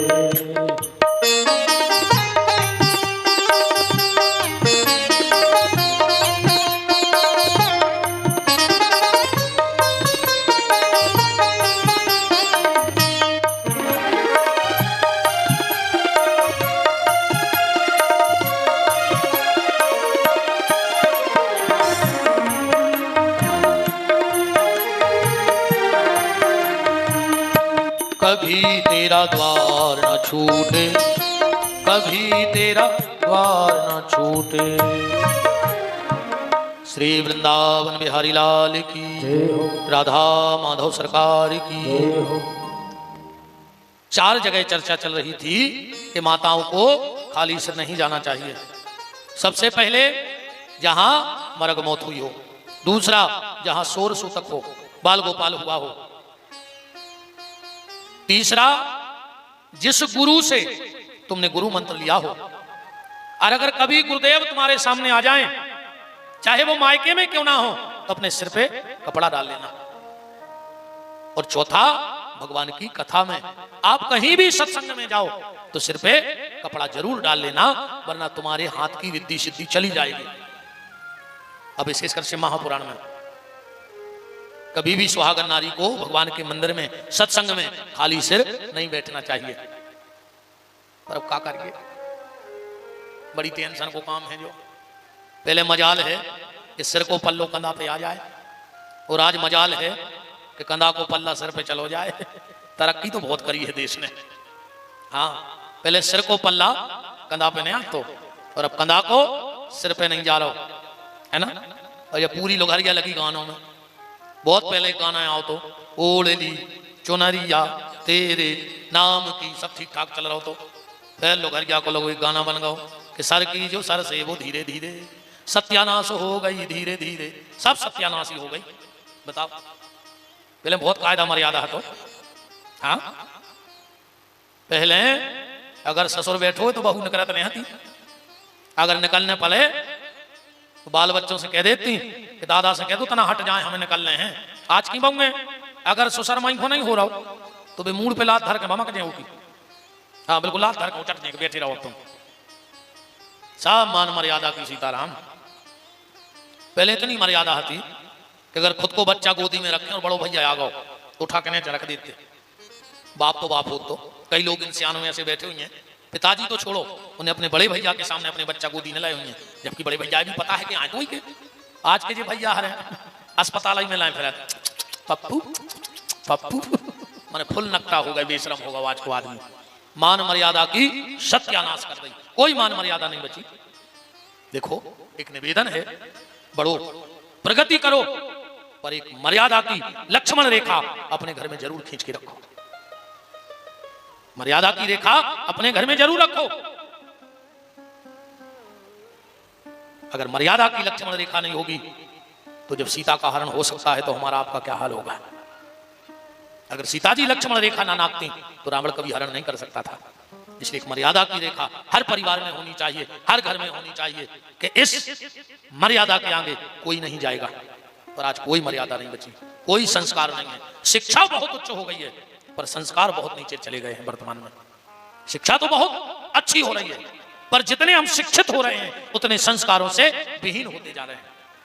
पर अगर संस्कार और मर्यादा नहीं है तो फिर हम मानव कहलाने के भी अधिकारी नहीं है, क्योंकि जिसमें संस्कार है, मर्यादा है, वही तो मानव है। आहार निद्रा भय संतुतित्वम सामान में तत् पशुभिर नराणम ज्ञानम ही तेसम अधिकम विशिष्टम। ज्ञान ही मनुष्य के पास एक अलग से वस्तु है, और अगर हमने उसका उपयोग ना किया तो जीवन का क्या मतलब। तो भगवान शंकर की कथा में सिर पे कपड़ा डाल करके, पगड़ी लगाकर, तौलिया बांधकर, टोपी लगाकर भगवान की कथा को कभी श्रवण न करें। दूसरा नियम ये बताया, वक्ता का चयन हो जाए, जगह का चयन हो जाए, फिर बैठने का। भगवान की कथा में कैसे भी बैठना, जगह पर्याप्त है, व्यवस्था एक नंबर की है। तुम्हें जमीन में बैठने में दिक्कत हो, कुर्सियां भी पड़ी हैं, कैसे भी बैठना, पर कभी ऐसे नहीं बैठना। और यहां तक सुन लो, तुम्हारा कोई कितना भी खास क्यों ना हो, संबंध अब भी टूट जाए, टूट जाने देना, चिंता नहीं करना। पर अगर तुम्हारे घर में कोई ऐसा आके बैठता है तो या तो उससे कह दो कि सीधे बैठ जाओ या उठ के मेरे घर से बाहर हो जाओ। ये सबसे बेकार आसन है ये वाली। और ना मानो तो 21 दिन तक पूरे परिवार वाले 5 मिनट सुबह उठ के ऐसे बैठना एक साथ, 22वें दिन मिलना हमें, या तो हमें मिलोगे ही नहीं। सबसे बेकार आसन है। और जितनी देर कोई हमारे घर में आके ऐसा बैठता है, वो अपना पाप और अपनी दरिद्रता तुम्हारे घर में छोड़ता है और तुम्हारे घर की सुख समृद्धि अपने साथ ले जाता है। इसलिए कोई कितना खास हो उसको मना कर दो कि आप ऐसे मत बैठो हमारे घर में, आप लेट जाओ, सोफा पे बैठ जाओ, आपको जैसे बैठना है बैठ जाओ, पर ऐसे मत बैठो।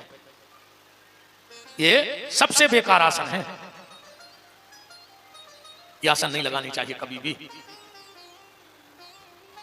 2 चीजों को घर में संभाल लो, आप हमें याद रखोगे। पहला, ये आसन मत लगाओ, और दूसरा, हो सके तो घर का झाड़ू छुपा करके रख दो, लगाओ और छुपा के रख दो। बाहर का व्यक्ति तुम्हारे घर के भोजन में जो झाड़ू, मंदिर में, शयन कक्ष में, यहां का झाड़ू बाहर वाला ना देख पाए, लगाओ और छुपा के रख दो। आपके घर की रिद्धि सिद्धि नहीं जा सकती। ये रिद्धि सिद्धि कौन है? ये भगवान गणेश जी की पत्नियां हैं, भगवान भोलेनाथ की बहू हैं। अच्छा एक बात देखो, गणेश जी को मिली रिद्धि सिद्धि और अपन को मिल गई जिद्दी। समस्या देखो कितनी विकट बन गई। गणेश जी को रिद्धि सिद्धि और अपने घरे जिद्दी नहीं है। ये तो हंस तक नहीं पा रहे बेचारे, कितने अडर आत्म हो रहे। उनको लग रहा गुरुजी तुम तो चले जाओ, हम लोगों की हालत खराब हो जाए, इसे हम हंस भी नहीं रहे। ये भगवान शिव का परिवार है, सब हैं देव और भोलेनाथ महादेव। अच्छे महादेव क्यों बन गए? एक दिन देवताओं ने बैठक करी, चर्चा करी, आप बोले एक काम करो। बोले क्या? सब रह गए देव और भोलेनाथ हो गए महादेव। क्यों?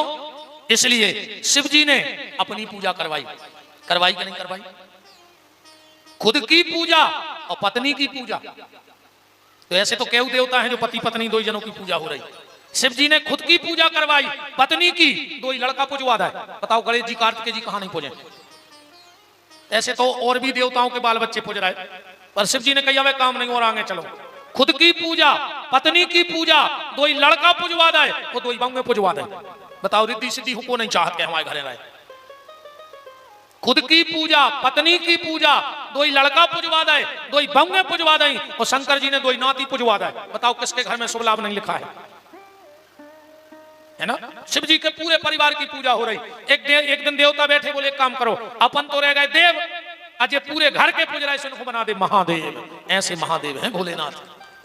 दूसरा कारण महादेव का यह भी है, जिनके अंदर परहित परमार्थ आ जाता है वो देव नहीं, वो महादेव बन जाता है।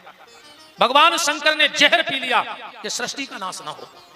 और एक बात और ध्यान से सुन लो, अगर जीवन में कभी सम्मान से जहर भी पीना पड़े तो पी लेना। सम्मान से अगर कोई जहर पिलाए तो पी लेना, और अगर कोई अपमान करके अमृत भी पिला रहा हो तो ठोकर मार देना। राहु ने अपमान से अमृत पिया तो गर्दन कट गई। भली अमृत पिया पर हुआ तो वहां अपमान था। उस शिव ने सम्मान से जहर पिया तो देव नहीं, वो महादेव बन गए। मान सहित विष खाए के शंभु भये जगदीश, वो बिना मान अमृत पियो सो राहु कटा दो शीश। सम्मान का जहर अच्छा और अपमान का अमृत भी खराब। तो बात चल रही थी बैठने की। आप कथा में बैठो, बहुत अच्छी बात है। कुछ जगह ऐसी होती है कि खाली बैठ जाओ तो काम हो जाएगा, खाली बैठ जाओ काम हो जाएगा। उदाहरण, आप जाके बस में बैठ जाओ, कंडक्टर क्या कहेगा? हमारी सवारी बैठी है, कहेगा कि नहीं कहेगा? चाहे तुम मन से बैठे हो चाहे बिना मन के बैठे हो, पर कंडक्टर क्या कहेगा? हमारी सवारी है। आप कचहरी पे जाके बैठ जाओ, वकील कहेगा हमारे क्लाइंट बैठे हैं, कहेगा कि नहीं कहेगा? आप डॉक्टर के बैठ जाओ, डॉक्टर कहेगा हमारा पेशेंट बैठा है। आप थाने में बैठ जाओ, पुलिस कहेगी हमारा मुजरिम बैठा है। तुम पंडित जी के बैठ जाओ, देखिए हमारे जजमान बैठो। तुम मंत्री जी के बैठ जाओ, देखिए हमारे कार्यकर्ता बैठे। बताओ बंगला पे जाके कोई बैठ जाए तो कार्यकर्ता बन गए कि नहीं बन गए? तो जब बस में बैठे से कंडक्टर बन गए, थाने में बैठे से मुजरिम बन गए, मास्टर के बैठे से विद्यार्थी बन गए, महाराज के बैठे से जजमान बन गए, मंत्री जी के बैठे से उनके कार्यकर्ता बन गए, तो तुम पंडाल में बैठ जाओ तब तो भगवान कहें कि हमारा भक्त बैठो है, वही दिन बेड़ा पार हो जाना। कहेंगे कि नहीं कहेंगे? कभी ना कभी तो कहेंगे कि हमारा भक्त बैठा है। आज जिस दिन भगवान इतना कह देंगे उसी दिन हमारा आपका बेड़ा पार हो जाएगा। कथा बैठने के बाद आदमी 3 प्रकार से सुनता है। ये तो तुम उन्होंने खूब सुनी है, श्रोता, सुर, सर्वता, सोता। ये तो पुरानी हो गई बात है, अब नई ले आए अपन। 3 प्रकार से आदमी कथा सुनत है। एक बुकरिया घाई, ध्यान से सुनियो, एक गज्जा घाई और एक भैंस घाई। अब अपन सब गांव के हैं, गांव की परंपराओं से जुड़े हैं, ध्यान करियो। बकरिया जब भी पानी पीवे जे है धार में, नदिया में, कहूं बकरिया पांव नहीं रखत पानी में, 2 ही पांव आगे के मोड़ ले है और फिर बहती धार में पानी पी है। गैया जब भी जे है तो आगे के 2 ही पांव पानी में रखे फिर पानी पी है। और भैंस सबसे पहले भीतर जे है पानी में, वो को अच्छो मचे है, सुने खुद के काम को रहे है न दूसरे के काम को। ऐसा ही 3 होते श्रोता। तुम्हारे आगे गइयों घाई गऊ बन के बैठ गए, 2 पांव कथा में है, आधो शरीर आधो घरे है कि का हो रहा हुज्जे का नहीं हो रहा हुज्जे। अब महाराज मान ही नहीं रहे, घड़ी देख रहा है, जल्दी बंद कर देते। मैंने 2 ही तरफ हो, 2 ही पलवों पे बैठे। कछु बुकरियों घाई माइक लगे हैं, दूर बैठे हैं, उनके मुझ के फायदा हो जाता, बीच बीच में भी बीड़ी भी पी लेती। बताओ अच्छा भी तो तुम बीड़ी पी पा रहे, बुकरिया को मुंह शांत नहीं देते, ऐसा ही उनको मुंह शांत नहीं हो जो माइक में ऐसे सुन रहा है दूर से। अब बीच बीच में इतना जर्दा भी चाय ने, कछु चिलम धरे हुई हैं, हर प्रकार के। तो ब्याह बुकरियों घाई और कछु रहते भैंसों घाई। बीच कथा में बैठ गए, ने खुद सुने हैं, बगल वाले को सुनने, उसे बते आता ही रहे, समझ जाइयो कि हमारे बगल में भैंस बैठ गई, अब मचा रही है जो कथा, ने खुद सुन रही और न हमें सुनन दे रही। अब जो कोई कथा नहीं सुनन है, बीच बीच में बात करे तो समझ लियो कि भैंसिया आ गई। ठीक, कल से तुमने हमें इशारों कर दी, गुरु जी तुमने कही थी सुझी आए, बस हम समझ जाए कि कथा नहीं सुनन दे रहा, भैंस कहा है ना। 3 प्रकार से आदमी कथा सुनता है। हम कथा में आए, बहुत अच्छी बात है, हम कथा सुने, हम कथा में बैठे, पर कथा हमारे भीतर बैठ जाए। जरूरी नहीं तुमने कितना सुना है, जरूरी नहीं तुम्हें कितना याद है, जरूरी यह है कि तुमने अगर 2.5-3 घंटे सुना है तो खाली एक शब्द अपने जीवन में याद रखना।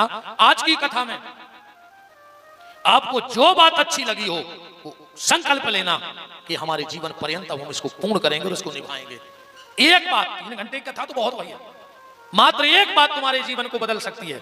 हमने कल भी कहा था कि कथा जीवन के रूपांतरण के लिए होनी चाहिए, जीवन के परिवर्तन के लिए होनी चाहिए, जीवन में बदलाव के लिए होनी चाहिए। और अगर जीवन में बदलाव ना आया तो कोई मतलब नहीं। हम लोग जब कथा में आते हैं तो खूब कपड़े बदल बदल के आते हैं कि नहीं आते? अब विशेषकर हमारी जो बहन जी आ रहे, हाँ पता लगे पहले ही बात हो गई जो कि 9 साड़ी पहले ही चाय ने 9 ही दिन को अलग अलग कथा हुई, चाहे बिल्कुल नहीं हुए, पर पहले 9 साड़ियाँ आवे। अब बाजू वाली पूछ ले दीदी तई की आए कि दिल्ली बंबई की कीमत चुक गई है ना। हमें कोई दिक्कत नहीं है, भगवान ने खूब दाव है, सो हम के दिन में 9 बदली हो, ठाकुर जी ने दाव है। पर निवेदन तो है कि जब कथा में आओ तो कपड़ा बदल के आओ, पर जब कथा से जाओ तो अपने मन को बदल के जाना, तब तो कपड़ा बदलना सार्थक है। वरना कपड़ा बदलते बदलते एक दिन भगवान हमें ये तन बदलवा देगा और ना जाने अगले जन्म में हमें गधा घोड़ा कुकर सूकर क्या बना करके भेजेगा। कथा में आओ कपड़ा बदल के, वो कथा से जाओ अपने मन को बदल के। बात तो तब है जब आज पति देव घरे जाएं और पत्नी से बहुत प्रेम से बोलें, वह पत्नी भी सोचे कि बदले बदले सरकार नजर आते हैं, ये कई दिन में बदल गए, इतनी अच्छी कथा हो रही का है ना। दूसरा, जब बहू जाए तो सास के पांव पड़े, बस सास भी चोटियां लेके देखे कि गरे को दोरत तीरे 2 ही दिना में गोड़ों को दोरन लगी हो का देखो, बदलाव तो आवे। जब सास जावे बहू से बहुत प्रेम से बोले, वह बहू भी सोचे कि जब फूलन देवी कैसे सुधर गई 2 दिना में, रोज घरे आके महाभारत करवाती और आज 2 दिन की कथा में घर में रामायण होने लगी। हाँ, जबकि महाभारत ज्यादा हो रहा हो, एक आदमी लड़की देख भी गो पिता अपने लड़का को, तो बिटिया से पूछी कि बेटा धर्म शास्त्र के बारे में तुम्हारा कितना ज्ञान है, ग्रंथों के बारे में क्या जानत। वह बोली पिताजी रामायण तो हमने घरे पढ़ ली है, महाभारत तुम्हारे घरे कर दे हैं शादी के बाद। रामायण तो हमने पूरी कर ली घर में, अब महाभारत रह गई, सुबह तुम्हारे घर में जाकर करवा दे, है ना। और आवे के बाद महाभारत ही तो होते नहीं हो। अच्छा जब आज जी मम्मी हरे जानत भी ऐसे जब लड़का की शादी होते ध्यान हुई है, दरवाजे से जब दूल्हा जाते बारात में तो माँ एक सूपा में बहुत सामान ले आउट है, आरती उतार में बहुत तो बलंगे ले थे लड़का की। पता है वह क्या करत, वह जाके थे बेटा आ जाई तक के हमारे हो पुतरा, लौट के हमारे नहीं रहे हो। माँ से तो ऐसी महामाया मूड पे बैठ के आए कि हम तो तुम्हें लगन लग 2 महीना में बेरी, हमारी ने सुनो हो तुम एक, फिर तो जो मंत्र बहू दे दे सब मंत्र फेल है इन्होंने के मंत्र के आगे। हाँ आदमी सब भूल जात, माँ बाप बहन भैया रिश्तेदार, वो तो फिर आखिरी इनकी चलत है। इनने जो कह दी वह विधाता की भी लेन मिट जाए, इनकी नहीं मिट सके।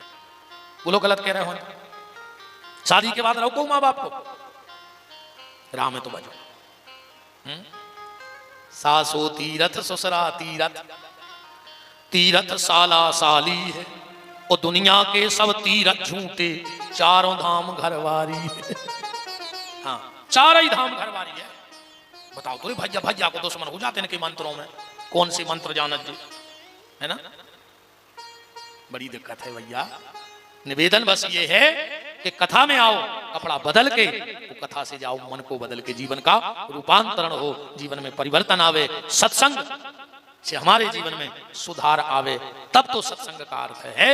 वरना ऐसे बैठने से कुछ नहीं होता। ऐसे तो मन कब से बैठ रहा है, ऐसा ही बैठत बैठत एक आध दिन गांव भर के अपने घरे बैठ भी आ जाए, बोले काय बोले राय नहीं है, सुन के बैठ भी जा रहा है। तो जैसे अपन बैठे ऐसे भी अपने घरे बैठे।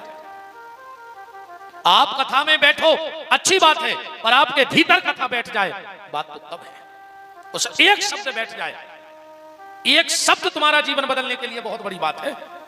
पूरी कथा तो जिस दिन आएगी तो आनंद ही आ जाएगा। एक भी बात इसके बाद आया भोजन का, हो सके तो 9 दिन उपास ही रहो, न हो तो शाम को खा ले, अन्य हो तो 2 टाइम खाओ, अन्य हो तो दिन भर खाओ, तक आया हो रहा उसे। रोटी छोड़े से भगवान नहीं मिले, न पूरी बुकारियां बैठी होती बैकुंठ में, पत्ता ही पत्ता खा रहेंगे। अपन तो सौंदो नमक खा रहे। व्रत करना है तो भोजन का मत करो, अपनी वृत्तियों में सुधार लाओ, उसका नाम है व्रत। हम किसी का बुरा नहीं सोचेंगे, हम किसी का बुरा नहीं करेंगे, हम किसी से बुरा नहीं बोलेंगे, हम बुरी नजर से किसी को नहीं देखेंगे। ऐसे व्रत करके बताओ जी आए व्रत। अब अकेली कहीं रोटी नहीं खा रहे, दिन भर पे टीवी में सीरियल देखने, कहीं हम व्रत या है। 14 किलो सेव खा ला दिन भर में टेबल पे धरी धरी बगल में, 6 किलो साबुदाने खा ला, 1 पी का चिप्स खा लाई, कहीं आज अन्न खाने ही नहीं है। हम छोड़ दें जिंदगी को रोटी ऐसे हम ढकाने लगे, हमें कोई ऐसा फरार मिलत रहा है काजू के समय सेव और साबुदाने, और जिंदगी को काय को जबरन को दांत खराब करो जब माल मिले खावे।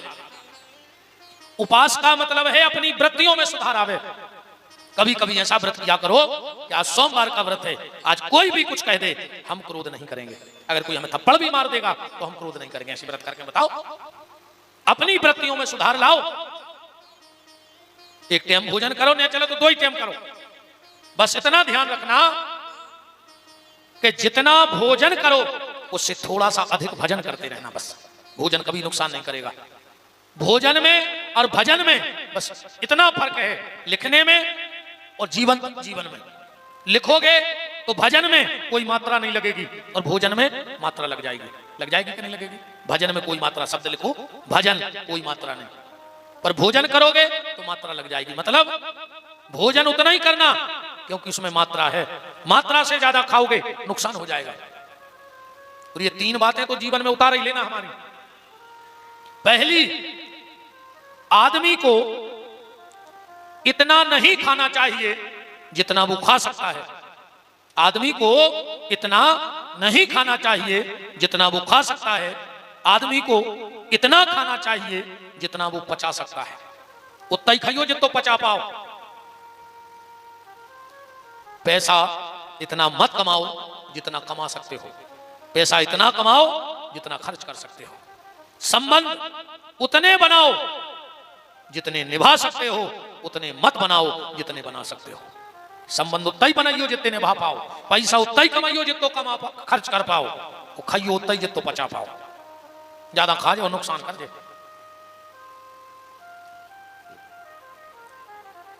तो निवेदन भोजन पे चल रहा था। भोजन में कोई दोष नहीं है, बस भजन करो और भोजन करो। 3 लड़का बैठ के बात कर रहे थे, विद्यार्थी।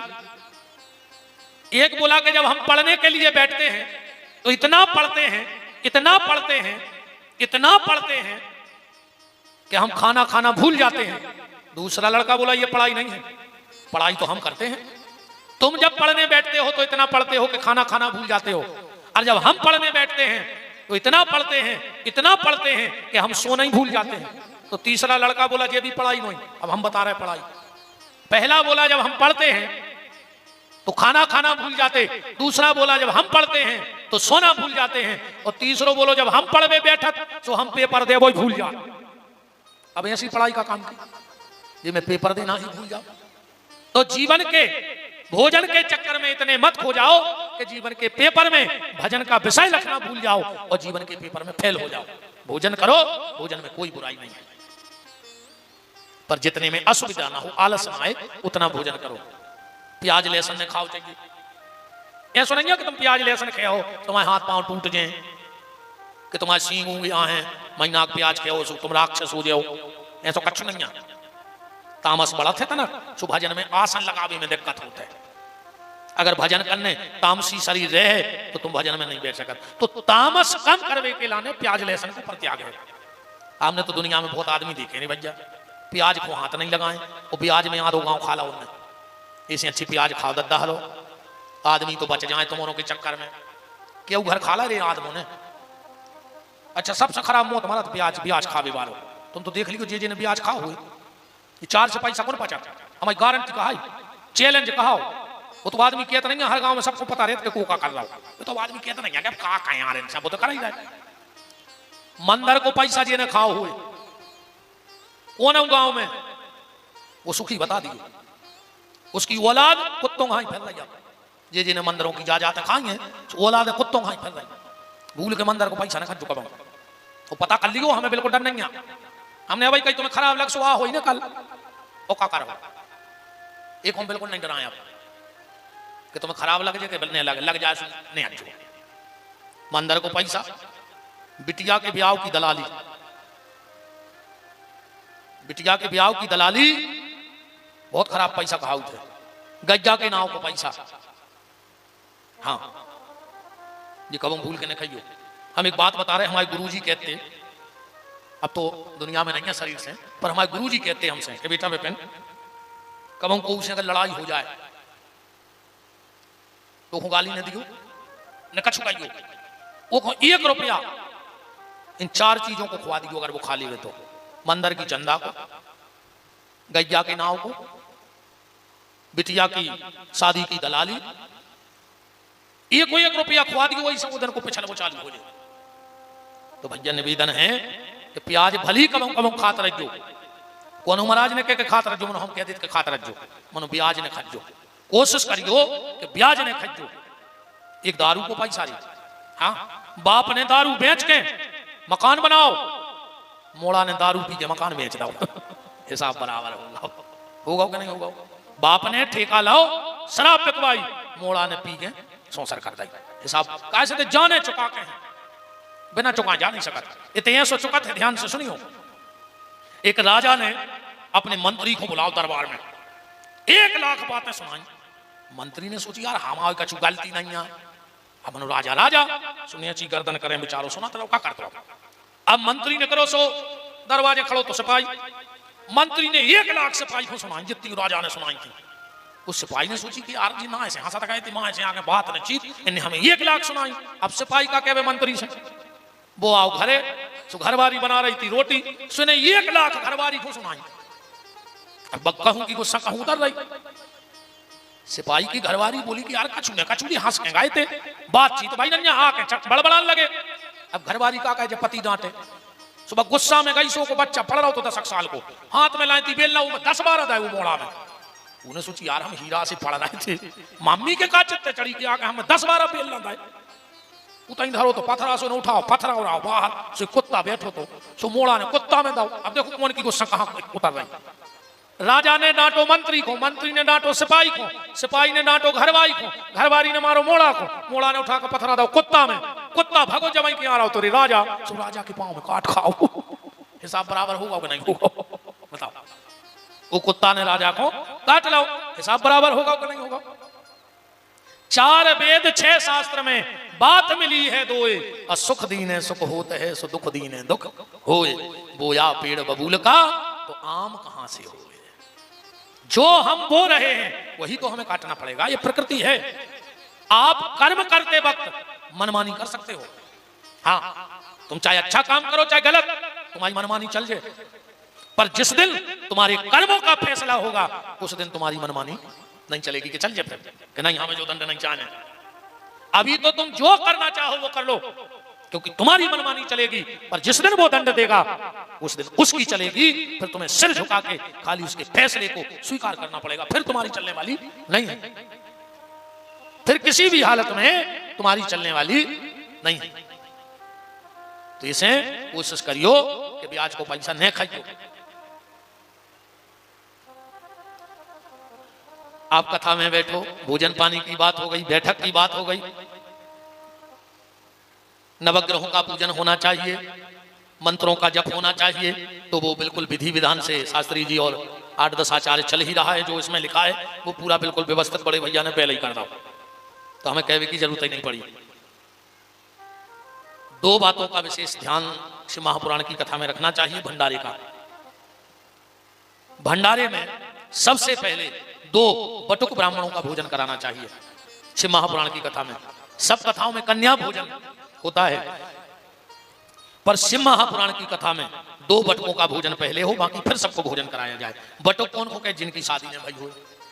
अब भोजन क्या देना चाहिए इसमें लिखा है, गैया के दूध में खीर बना के चावल की, उसमें शहद डाल करके और 2 ब्राह्मण बालकों को बिठा के जिनका ब्याह ना हुआ हो पहला भोजन उनको करा देना चाहिए।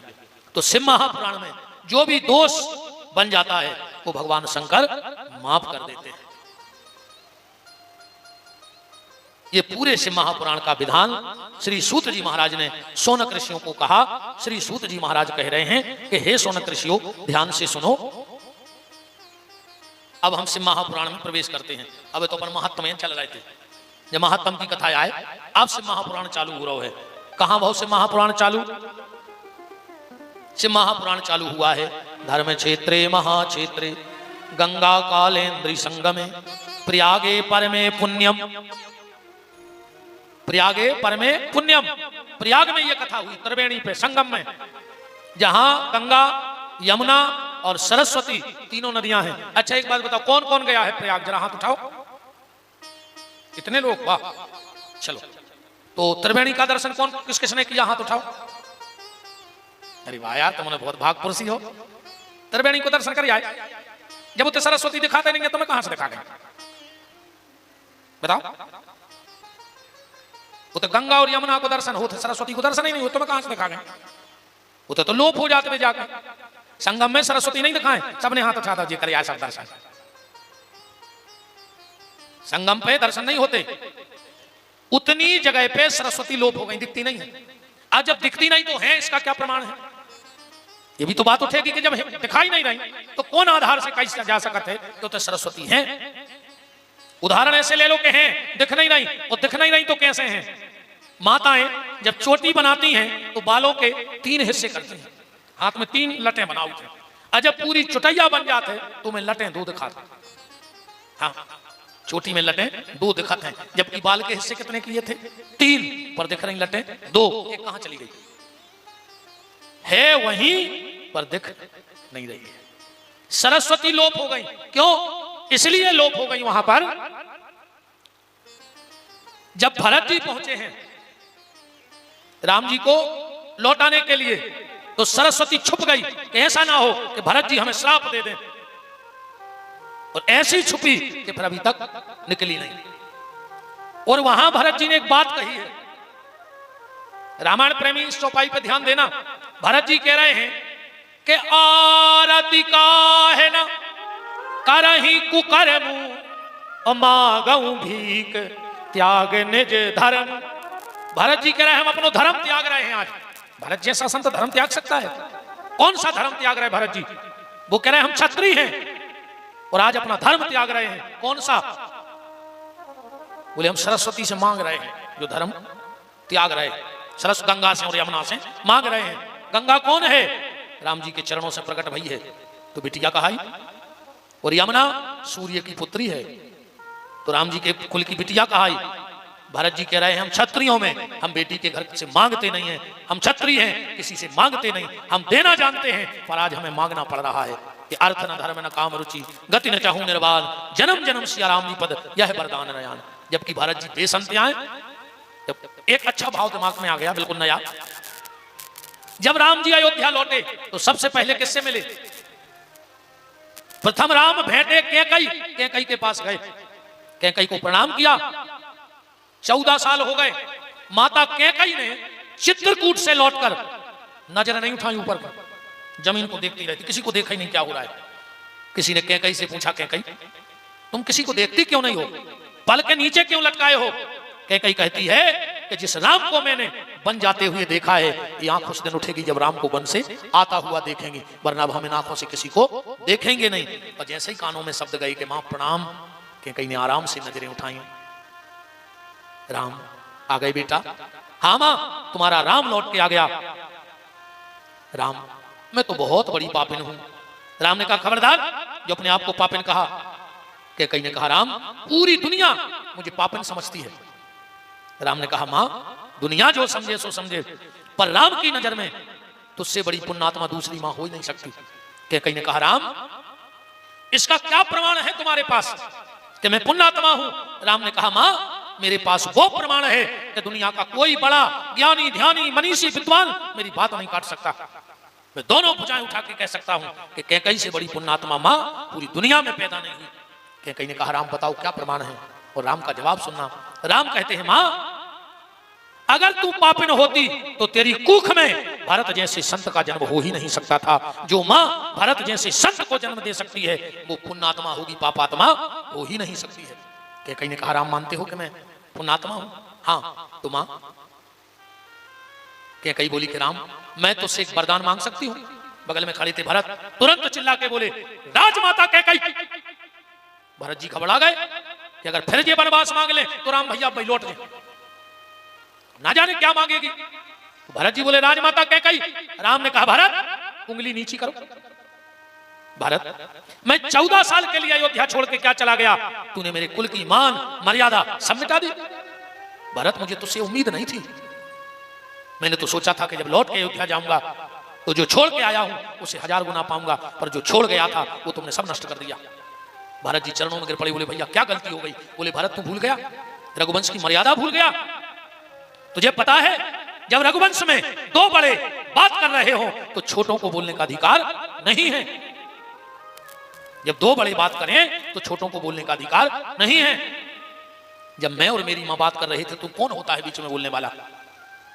भरत ने कहा भैया गलती हो गई तो अब चुप रहना, बीच में मत बोलना। राम ने कहा मां वरदान मांगो। कैकई ने कहा राम अगर तुझे वरदान देना ही है तो सिर्फ एक वरदान दे दे बेटा। 14 साल हो गए हैं इस भरत ने मुझसे मां नहीं कहा है।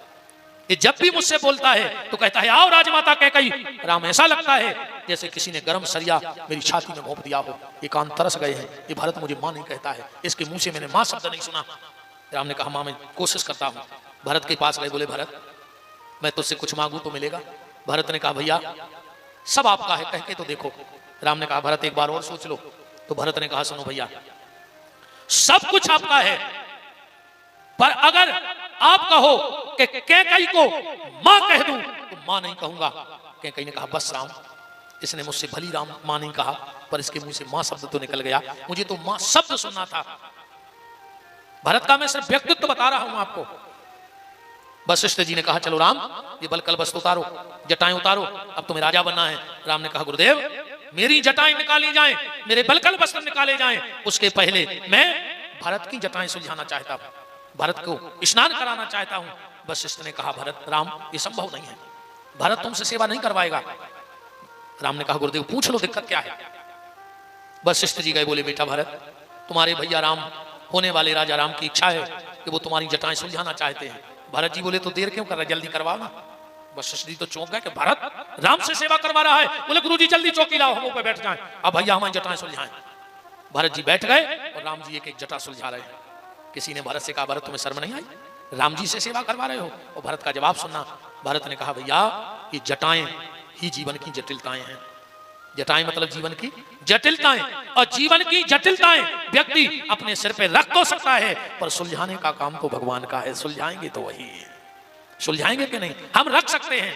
और दूसरा भाव भरत का देखो, भरत जी बोले मैं दुनिया के भाइयों को ये शिक्षा देना चाहता हूं, हम दोनों भाई की तरफ से, कि सगा भाई वो नहीं है। इनको केस भी कहा जाता है, बाल भी कहा जाता है, जटा भी कहा जाता है। केस कहते हैं, केस केस माने बाल।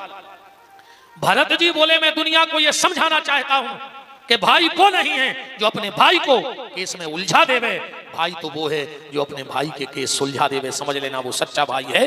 आज आप कचहरी पे चले जाओ, जमीन जायदाद के अगर 100 केस हैं, तुम्हें 95% सगे भाइयों के केस ठुके हैं कचहरियों पे। अब तुम कहो ये भाई है? वो भाई हो सकता है जो भाई को केस में उलझा देवे? अरे भाई तो वो है कि अगर कोई केस चल रहा है तो भाई को उस केस से सुलझा देवे, तो समझ लेना वो सगा भाई है। वर्तमान आदमी को 3 चीजों से मोह खत्म होगा। हाँ, 3 चीजों से बिल्कुल आदमी हट गया। एकदम एक कहावत है कि मरे ढोर के ऐसी किल्ली छोड़ के चल जाओ। ऐसे 3 चीजों से आदमी को मोह एकदम खत्म होगा। सबसे पहले गैया, बिल्कुल मोह खत्म, एकदम खत्म होगा आदमी को मोह गैया से। कुत्ता पाले हैं, हाँ, वही बिस्तरा में भैया सो रहा है, वही में कुत्ता सो रहा है, वही प्लेट में भैया खा रहा है, वही में कुत्ता खा रहा है। वो भैया कुत्तों से खराब होगा। कछु कछु कहते हैं गुरुजी जो वो कुत्ता नहीं, ये तो बाहर को आए। तो जूता सागर से ले हो तो पांव में पैर हो, दिल्ली से ले हो तो मूड पे धरे पैर हो सागर में। ये जो दिल्ली के जूता आए, ये पांव में नहीं पैरे जाए, बंबई के जूता। कुत्ता तो कुत्ता हो, बताओ। आदमी के जो वो मारो कुत्ता नहीं, बताओ। आजकल कुत्तों की अस्पतालें चल गई। अच्छा, जब जो कोई कुत्ता दिखावे जात हुई तो फार्म तो भरो ही जात हुई। अब कुत्ता को तो का चुनाव नहीं रहे, सो फार्म पे नाव लिखो जात हो घर धानी को, ये को कुत्ता दिखावेगा। फिर नीचे लिखो जात हुई ऊपर उनको नाव, नीचे लिखो जात हुई इनकी पूंछ में कीड़ा पड़ गए, खाज हो गई है। अब नाव ऊपर कौन को लिखो? मालक को। तो कीड़ा कौन हो पड़ गए? ये को नाव लिखो। बताओ क्या हालत बन के रह गई। एक गैया, दूसरी भैया। कल युग में आदमी को सबसे ज्यादा दिक्कत है सगे भैया से। देखो आत्मा पे हाथ धर के बताइए, पूरी दुनिया बढ़ जाए पर सगो भैया ने बढ़ जाए। हाँ, कहूं जिठानी की 2 ईंटें ऊपर लग गई छत की, देवरानी को ब्लड प्रेशर लो। कहूं देवरानी की 2 ईंटें ऊपर हो गई तो जिठानी को ब्लड प्रेशर हाई। ये मरी जा रही घर ही घर को देख देख के। पूरी दुनिया बढ़ जाए, अपन कोई मतलब नहीं है। अपनों को अपनों बारों ने बढ़ जाए ना, अपन को बहुत दिक्कत है। बोलो नहीं हो रहा हो वर्तमान में तो सबसे ज्यादा भैया से दिक्कत है आदमी को। गज्जा, भैया और बूढ़ी मैया। हाँ, ऐसे तो आदमी घर में टाइल्स लगवा रहा। दुकरिया बुढ़ापे में ले गुटनिया, एक गिलास पानी मार दे, गुटनिया गिरी, छिपकुली सी गिरी मार दे। सुने ज्यादा सेवा करने ने कछु। ये पक्के मकान बूढ़े आदमी जल्दी मारे भैया मर रहा है। देखो पट से गिरा छिपकुली सी के काय इतना पैसा लगाए थे, सागर नो ले गए जोनो, सीताराम हो गई। बताओ, नए मकान बन रहा है, बिल्कुल ईमानदारी बताइयो। ये तो ने बनवाए हुए, को ने देरी लगवाई नीचे की चौखट लगाई नहीं गई। आज के नए मकानों में देरी बंद हो गई लगभो। काहे? भगवान ने कही तुम घर में देरी नहीं लगा रहे, ने तुम्हारे घरे झगड़ा में देरी लगे, ने लठ उठवे में देरी लगे, ने खपरिया पटे में देरी लगे। अब जब देरी है नहीं है तुम्हारे घरे तो कौन काम में देरी लगे? बताओ। ने अस्पताल जाए में देरी लगे, ने डॉक्टर को देखवे में देरी लगे, उन्हें केवे में देरी लगे, सॉरी, ने उते से लियावे में देरी, उन्हें गांव में आदमी जोड़ने में देरी। कहीं काय कहीं दिन डूब रहा हो घरे बारे में बता जो तुरंत बते भी अन्य बार भी में देरी। जब देरी लगाई नहीं गई, पहले मकान में देरी लगती। गांव में जो विश्वकर्मा होते वे खिलिया ठोक भी आते दिवाली की रात में, कायदा आते। दीपावली की रात में गांव के विश्वकर्मा खिलिया लेके ठोक जाते, कछु दान दक्षिणा ले जाते। कर्मा जी घर के भाव बढ़ गए, खिलिया ठोक भी नहीं आए। अब वे आई जाए उसका तुम्हारी खपरिया में धर दाए खिलिया, तुम जब चौकटा ही नहीं लगवा रहे तो जो अंदर विश्वकर्मा जी आज लेते लगे मूड में हमारी देरी तो हमने लगवाई नहीं है। भरत जी ये शिक्षा दे रहे हैं कि नीम करई जिन जानियो जाकी गहरी छाए, वो भैया बेरी ने जानियो जो बसे दाहिनी बाएं। दुनिया में सब मिल सकता है पर लौट के भैया नहीं मिल सके, चीज को ध्यान रखियो। राम जी के शब्द हैं मिला ही न जगत सहोदर भ्राता, सब मिल जाएगा पर भाई नहीं मिलेगा। राम जी को जब राजा बनाओ, इतनी बात और करना फिर राम दे रहे, जब राम जी को अपन ने बुला लो तो राजा तो बना ही दिए। राम जी राजा बन गए, मंत्रिमंडल को विस्तार होगा। एक दिन मंत्रिमंडल की बैठक भाई, राम जी ने कहा चलो जिसको जो डिपार्ट दिया है अपने अपने विभाग की जानकारी ले आओ। 14 साल में जो रहे हो तुमने जो पद पे वो लेखा जोखा दो। सबने फाइलें दी। राम जी ने कहा ठीक है ठीक है ठीक है ठीक है। वित्त मंत्री ने जो फाइल दी राम जी ने देखी, उसमें लिखा है कि 14 साल में अयोध्या की संपत्ति 14 गुना बढ़ गई। राम जी ने कहा कैसे बढ़ गई? ऐसी कौन सी योजना आई कि अयोध्या 14 गुना तरक्की कर गई? भारत इधर आओ। भरत जी सामने खड़े हो गए, पूरी बैठक लगी है मंत्रिमंडल की। भारत बताओ किस राजा पे हमला किया, किसका हक छीना कि 14 गुना खजाना बढ़ गया? भरत जी बोले भैया आप हमसे क्यों पूछ रहे हो ये बात? राम जी बोले तुम नहीं तो कौन बताएगा? जो पूर्व में जिसके हाथ में चार्ज था तो नए मंत्री सीएम को राजा को वो चार्ज दे, अब वो हिसाब दे। भरत जी बोले मतलब आप हमसे पूछ रहे? राम जी बोले हाँ। भरत जी बोले हम हिसाब नहीं दे तो? राम जी बोले हिसाब तो देने पर। परिवार नीति अलग, राजनीति अलग, वो कुर्सी पे बैठ गए तो धर्म नीति अलग। तो धर्म नीति के हिसाब से परिवार बात को खत्म करके तुम्हें भारत बताना पड़ेगा कि 14 गुना संपत्ति कहां से आई। भरत जी बोले तो वो से पूछो ना आप जिनके हाथ में चार्ज है। तो राम जी बोले कि तुम्हारे हाथ में नहीं था? भरत जी बोले नहीं, पूरी अयोध्या से पूछ लो। अगर मैंने आपका चार्ज लिया हो तो बोले अयोध्या का चार्ज किसके पास था? बोले आपकी खड़ाऊ सिंहासन पर बैठी नहीं, हिसाब आप उनसे लियो। वो आपकी खड़ाऊ वहां बैठी नहीं, वो हिसाब देंगी। अब बताओ खड़ाऊ से का हिसाब लो जाए? राम जी थोड़े से चुप भय। हनुमान जी बोले प्रभु अगर हमारा अपराध क्षमा हो जाए तो हम बता दें कि अयोध्या की 14 गुना संपत्ति कैसे बढ़ गई। राम जी ने कहा बताओ, और हनुमान जी का जवाब सुनना और जीवन भर के लिए मंत्र लेना कि अगर तुम भी लाख गुना आगे बढ़ना चाहते हो तो हनुमान जी का ये मंत्र जीवन में उतार लेना। हनुमान जी कह रहे हैं प्रभु अयोध्या की संपत्ति 14 साल में 14 गुना तो ठीक 14 लाख गुना बढ़ जाए। बोले काहे? बोले जिसकी संपत्ति राम के चरणों से जुड़ जाती है उसकी संपत्ति लाख गुना बढ़ जाया करती है। अयोध्या आपके चरणों से जुड़ी रही, आपकी चरण पादुका से जुड़ी रही। इसी तरह हम भी अगर भगवान के चरणों से जुड़े रहें, भगवान की कृपा से जुड़े रहें तो हमें चाहे संपत्ति हो, चाहे सद्बुद्धि हो, चाहे घर में सुमति हो, चाहे सुविचार हो, चाहे सद्मार्ग हो, ये भी हमारा 1000 गुना आगे बढ़ेगा। ये बिल्कुल निश्चित है। पर जुड़ना तुम्हें भगवान के चरणों से पड़ेगा। तो प्रयाग में गंगा यमुना और सरस्वती के तट पर शिव महापुराण की कथा आज प्रारंभ हो गई। कल नारद जी और ब्रह्मा जी के बीच में शिव पूजन में चर्चा होगी कि शिव जी को कौन सी वस्तु किस कामना के लिए चढ़ानी चाहिए, कैसे कैसे पूजा होनी चाहिए, शिवरात्रि क्या है, अकौआ का पेड़ कैसे हुआ, धतूरे का पेड़ कैसे हुआ, भांग कैसे हुई, भस्मी कैसे बनी, रुद्राक्ष क्या है, शिव जी का प्रसाद चढ़ा हुआ खाना चाहिए कि नहीं खाना चाहिए। ये सारी चर्चाएं कल नारद जी पूछेंगे और ब्रह्मा जी एक एक चीज को शास्त्र में मत बना करके आप सबको बताएंगे। हम और आप बैठ करके सुनेंगे। आज की चर्चा को हम यही ठाकुर जी के श्री चरणों में वाणी को विराम देते हैं। कल पूरी शिव पूजन की विधि, शिव जी को सबसे प्रिय भोजन क्या है और जो भी वस्तु शिव जी को चढ़ती है वो प्रकट कैसे हुई, इन सब पे कल की चर्चा होगी। आज की चर्चा विराम। अब ठाकुर जी की प्यारी प्यारी सी आरती हमारी कथा के मुख्य यजमान बहन श्रीमती संगीता रंजीत सिंह जी राजपूत, गुड्डू भैया, बड़े भैया और आकाश भैया और समस्त राजपूत परिवार और उनके जितने भी सब प्रेमी परिजन नातेदार रिश्तेदार सब आए हैं तो सब आरती में सम्मिलित रहेंगे। हो जाइए खड़े और बोल दीजिए हमारे साथ। और इस कथा को आप यूट्यूब चैनल पर विपिन बिहारी दास अपने यूट्यूब चैनल पे डालना, विपिन बिहारी दास। और ये लाइव कथा अगर आप किसी कारण ना भी आ पाए तो विपिन बिहारी दास के नाम से यूट्यूब पे डालिए। आप घर बैठ के भी मोबाइल पे इस कथा को सुन सकते हैं। एक एक चीज शिव जी के बारे में अब कल से 7 दिन में चर्चा होगी। तो आप किसी कारणवश ना पहुंच पाए तो चैनल को सब्सक्राइब करें और कथा को घर बैठ करके सुने। तो जब तक आरती जलती है खोलिए हाथ, बोलिए हमारे साथ कि जिनका रखवाला है राम, उनका कौन बिगाड़े काम, जिनका रखवाला है राम, उनका कौन बिगाड़े काम। कृपा करे जब श्याम सलोना, माटी भी बन जाए सोना। कृपा करे जब श्याम सलोना, माटी भी बन जाए सोना। निर्बल बलशाली बन जावे, दुख दारिद्र निकट नहीं आवे। मेरे बल बलशाली बन जावे, दुख दारिद्र निकट नहीं आवे। मेरे प्रभु की लंबी भुजाएं, अपने दास को सदा बचाएं। मेरे प्रभु के लंबी भुजाएं, अपने दास को सदा बचाएं।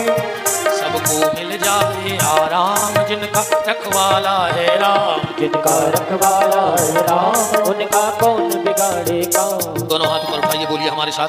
हे मेरे नाथ, हे मेरे नाथ, मैं आपको कभी न भूलूं, हे मेरे नाथ, मैं आपको कभी न भूलूं, हे मेरे नाथ, अब तो दया करो।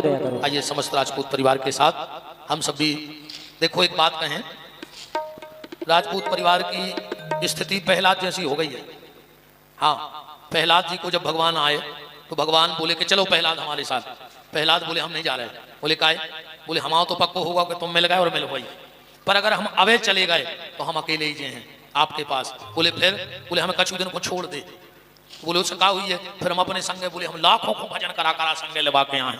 तो ऐसे ही आप सब तो इतने धर्म कर्म कर रहे हैं कि परमात्मा प्राप्त होने हैं, पर ये सब संगे भाई जा रहे हैं। शिव पुराण सुनवा रहे हो, ये बहुत बड़ी कृपा है। कल हम बताएंगे कि शिव पुराण सुनना और किसी को सुनवा देने का क्या फल है इसी ग्रंथ के हिसाब से। तो सब मिलके भावपूर्ण भगवान की, हमारे शास्त्री जी आई गए हैं तो उनकी उपस्थिति में चकाचक भगवान की आरती। हरि ओम ओम चंद्रमा मनसो जातसो सूर्यो जायतो श्रोत्वा द्वायुष्य प्राणिशमुखादग्नेरजायतो। और जो भी आरती अपनी लक्ष्मी जी के संग कर रहे हो तो उनको दाहिनी तरफ खड़ी करियो लक्ष्मी जी को, ठीक है? अपनी अपनी लक्ष्मी जी को दाहिनी तरफ खड़ी करियो। हाँ आपको जय जय। काल की विकराल की त्रिलोकेश्वर त्रिकाल की, भोले शिव कृपाल की, करो रे मंगल आरती मृत्युंजय महाकाल की। हरि करो रे मंगल आरती मृत्युंजय महाकाल की। बाबा महाकाल की, मेरे महाकाल की, हम सबके महाकाल की, करो रे मंगल आरती मृत्युंजय महाकाल की। हरि करो रे मंगल आरती मृत्युंजय महाकाल की। पीत पुष्प बागांबरधारी नंदी तेरी सवारी, पीत पुष्प बागांबरधारी नंदी तेरी सवारी। त्रिपुंडधारी है त्रिपुरारी भोले भाव भयहारी, त्रिपुंडधारी है त्रिपुरारी भोले भाव भयहारी। शंभु दीन दयाल की, तीन लोक दिक्पाल की, कैलाशी शशिभाल की, करो रे मंगल आरती मृत्युंजय महाकाल की। हरि करो रे मंगल आरती मृत्युंजय महाकाल की। अरे डमरू बाजे डम डम डम डम नाचे शंकर भोला, डमरू बाजे डम डम डम डम नाचे शंकर भोला। बम भोले शिव बम बम भोले चढ़ा भांग का गोला, बम भोले शिव बम बम भोले चढ़ा भांग का गोला। जय जय हृदय विशाल की, आशुतोष प्रतिपाल की, नैना धक धक ज्वाल की, करो रे मंगल आरती मृत्युंजय महाकाल की। हरि करो रे मंगल आरती मृत्युंजय महाकाल की। अरे आरती हारी पालन हारी तू है मंगलकारी, आरती हारी पालन हारी तू है मंगलकारी। मंगल आरती कर नर नारी पाए पदार्थ चारी, मंगल आरती कर नर नारी पाए पदार्थ जारी। काले रूप महाकाल की, कृपा सिंधु महाकाल की, उज्जैनी महाकाल की, हरि करो रे मंगल आरती उज्जैनी महाकाल की। हरि करो रे मंगल आरती उज्जैनी महाकाल की। बाबा महाकाल की, मेरे महाकाल की, हम सबके महाकाल की, करो रे मंगल आरती उज्जैनी महाकाल की। हरि करो रे मंगल आरती उज्जैनी महाकाल की। कर्पूरी गौरम करुणावतारम, संसार सारम भुजगेंद्र हारम, सदा वसंतम हृदय विंदे, भवम भवानी सहितं नमामि। मंदारी माला कुलतालिकाले, कपाल माला उद्धते गिराय, उद्दिम्बराय च दिगंबराय, नमः शिवाय च नमः शिवाय, नमः शिवाय च नमः शिवाय, नमः शिवाय च नमः शिवाय। ओम नारायण मोमन धाय